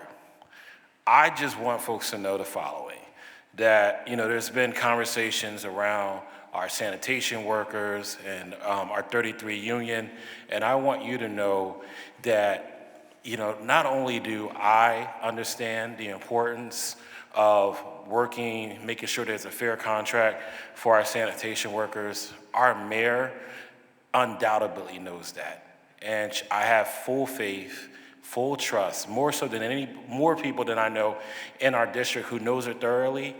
She truly cares about our sanitation workers and our blue-collar workers, and I know and I'm confident that a deal is going to get done that everyone's going to be happy about, and she wants to know more. She wants it more than anybody else. So I'm looking forward to that, and I just want the public to know, to have confidence in that and support her in that regard. I also want to note that even on today's resolutions, yes, there will be more conversations. Our mayor is open to those conversations. Our council president is open to those conversations because, you know, he's been getting some, you know, ends on this too for whatever reason. But I just want you to know our mayor is open to this. And, I trust, that, our mayor has a strong plan. And we're going to get this done right. So, for our public workers and also for the arena, we're going to do the right thing, and regardless of when this happens. And just to remember that, there was a strong contingency of people who supported her to become mayor, and they still trust her, and that we do too. So we're going to make sure that we find ways to bring everybody together to make this work. And I'm looking forward to seeing how this comes about. Thank you, Council President. Thank you very much. Jamie, your light was on and went off. Would you like to be acknowledged? Okay. The chair recognizes Councilmember Isaiah Thomas. Thank you, Council President. I just want to take a moment to thank the colleagues who I was sworn in with, Councilmember Gaudier, Councilmember Gilmore Richardson, and Councilmember Brooks. We might have a lot of different things on our plate right now, but every once in a while we still come together for different initiatives. And this morning we came together for something that I think is really important to democracy. A lot of people in the city of Philadelphia are not talking about the fact that we have thousands of people in the city of Philadelphia who think that they've cast their vote in this November's election, and in reality is their vote is flawed. Today we stood together to encourage the citizens of Philadelphia to check the commissioner's website. We gave a QR code that people can scan, and even if you haven't voted yet, there may be a name on that list that you recognize that you can call to let them know that their ballot is flawed, it needs to be cured, and they need to go to the closest satellite office, which also includes City Hall, between now and Election Day, to put themselves in a position where their vote will actually count. Black people, people of color, are 3 times more likely to have a flawed ballot than our white counterparts. We've seen the biggest issues as it relates to these ballots that need to be cured being a missing signature and or a missing date. So something as small as that, for those who decided to vote by mail, can put people in a position where their vote might not necessarily be counted. We also know, based on the number of ballots that were requested through the commissioner's office, that a lot of them, over 100,000 ballots, have not yet been returned, which is significantly lower than our numbers in 2020 this time during that election. So with that being said, Council President, we just want to make sure that people understand the importance of this issue. Please check the City Commissioner's website. Make sure that you make a plan to vote if you haven't voted. And if you did vote by mail, make sure your vote counts. Check the website, check the QR code, put yourself in a position to help further democracy. Thank you, Council President. Thank you very much. The chair recognizes Councilmember Jeffrey J. Young. Thank you, Mr. President. I want to echo the sentiments of my colleague, Councilmember Kendra Brooks, and Honor Philly Counts. That initiative that they've, I want to congratulate them as well. That initiative is something that's very close to me. I've always been public about the drug use in my family, always been public about the fact that one of my childhood friends, a black man, 38, overdosed recently this past year. And so that is a very important issue in the black community that we must meet head on and stop trying to run and hide from the fact that it's our community who was dying at disproportionate rates from drug overdoses. I want to echo the sentiments of Council Member Isaiah Thomas when it comes to the mail-in ballot issue. We received this information. My office has taken it upon ourselves to reach out to individuals that are in the 5th Council District we received the information that their mail-in ballots had some deficiencies. So we've been calling the folks that we have phone numbers for. We're also going to be sending letters out to the folks as well. So we encourage everyone to reach out to the Commissioner's office if you have put in if you have filed for a mail-in ballot, to make sure that your mail-in ballot is correct. There are a couple of initiatives tonight. We'll say Happy Halloween. I have a 6-year-old, so we're going trick-or-treat tonight. And so we're going to have fun in the community tonight. And I just want to put forward on the record a couple of events in North Philadelphia. If you have younger children, you want a safe place to go to trick-or-treat and get candy. The 2000 block of Ridge Avenue, where the grocery outlet is, in that parking lot, they're having a trunk or treat there. 18th and Girard, there's a trunk or treat in partnership with with St. Joe's Prep, that's there. On Cecil B. Moore Avenue between Broad and 17th, some of those stores will be participating in trick-or-treating with the help of Beach Interplex. And also at 23rd and Berks at the Helen Brown Community Center, there's also some trick-or-treat events there. Want to stand in solidarity as the chair of the Streets and Services Committee and vice chair of Transportation and Public Utilities. I want to stand in solidarity with AFSCME District Council 33. I'm wearing my AFSCME pin today for their right to seek fair contract, and also with TWU Local 234 and their right to seek a fair contract as well. Both of those unions play a significant role in keeping our city going and keeping our city moving, so we want to make sure that we are supportive of them and their members. And finally, tomorrow will be a grand opening of my neighborhood satellite office. Yes, thank you. It's at 2815 Ridge Avenue, which is in a plaza where the Dollar General is, Sedgley Plaza. It's just significant for me because this office is literally 2 blocks away from the projects, the public housing, where my maternal and paternal grandmothers lived, right? And so it is very important for me to do this for that community. So I hope you all can show out tomorrow. From 11 a.m. to 2 p.m. we'll be in Sedgley Plaza at Ridge and Sedgley. So thank you, Council President. Thank you very much. As there are no more speeches, just as we move forward, we won't be here next Thursday due to the election, so we'll be here the following Thursday, and then we'll actually begin the actual real process of moving forward and having the opportunity to address the proposal regarding the arena. The process is set up similar to how our budget process, from 10 to 4 every day, so I expect for us to everyone to attend and have a real robust conversation on what this looks like moving forward. And I also would just let everyone know in terms of members, we have a tech team that if anyone needs any assistance in terms of evaluating the process, actually evaluating the proposal, they are at your disposal to help you and your staff take a part of the proposal to answer your issues and address your concerns and to come up with recommendations. Some members have actually did their homework and actually provided recommendations in terms of what they wanted to actually see in terms of this proposal, in terms of the actual process. And so I just encourage everyone in terms of the actual process, whether you're for or against, to do your due diligence in terms of you and your team, but also we have a tech team to help you address your issues and concerns regarding this process. But we expect after vacation to come back with a very, very robust discussion regarding this particular proposal. But this is Democracy in Action, and thank you for your birthday well wishes. Everyone have a good one. The chair recognizes Councilmember Isaiah Thomas for a motion to adjourn. Thank you, Council President. I move that council stand adjourned until Thursday, November 14th, 2024 at 10 a.m. It has been moved and properly seconded that council stand adjourned until Thursday, November the 14th, 2024 at 10 a.m. All those in favor will signify by saying aye. Those opposed, the ayes have it, and the motion carries.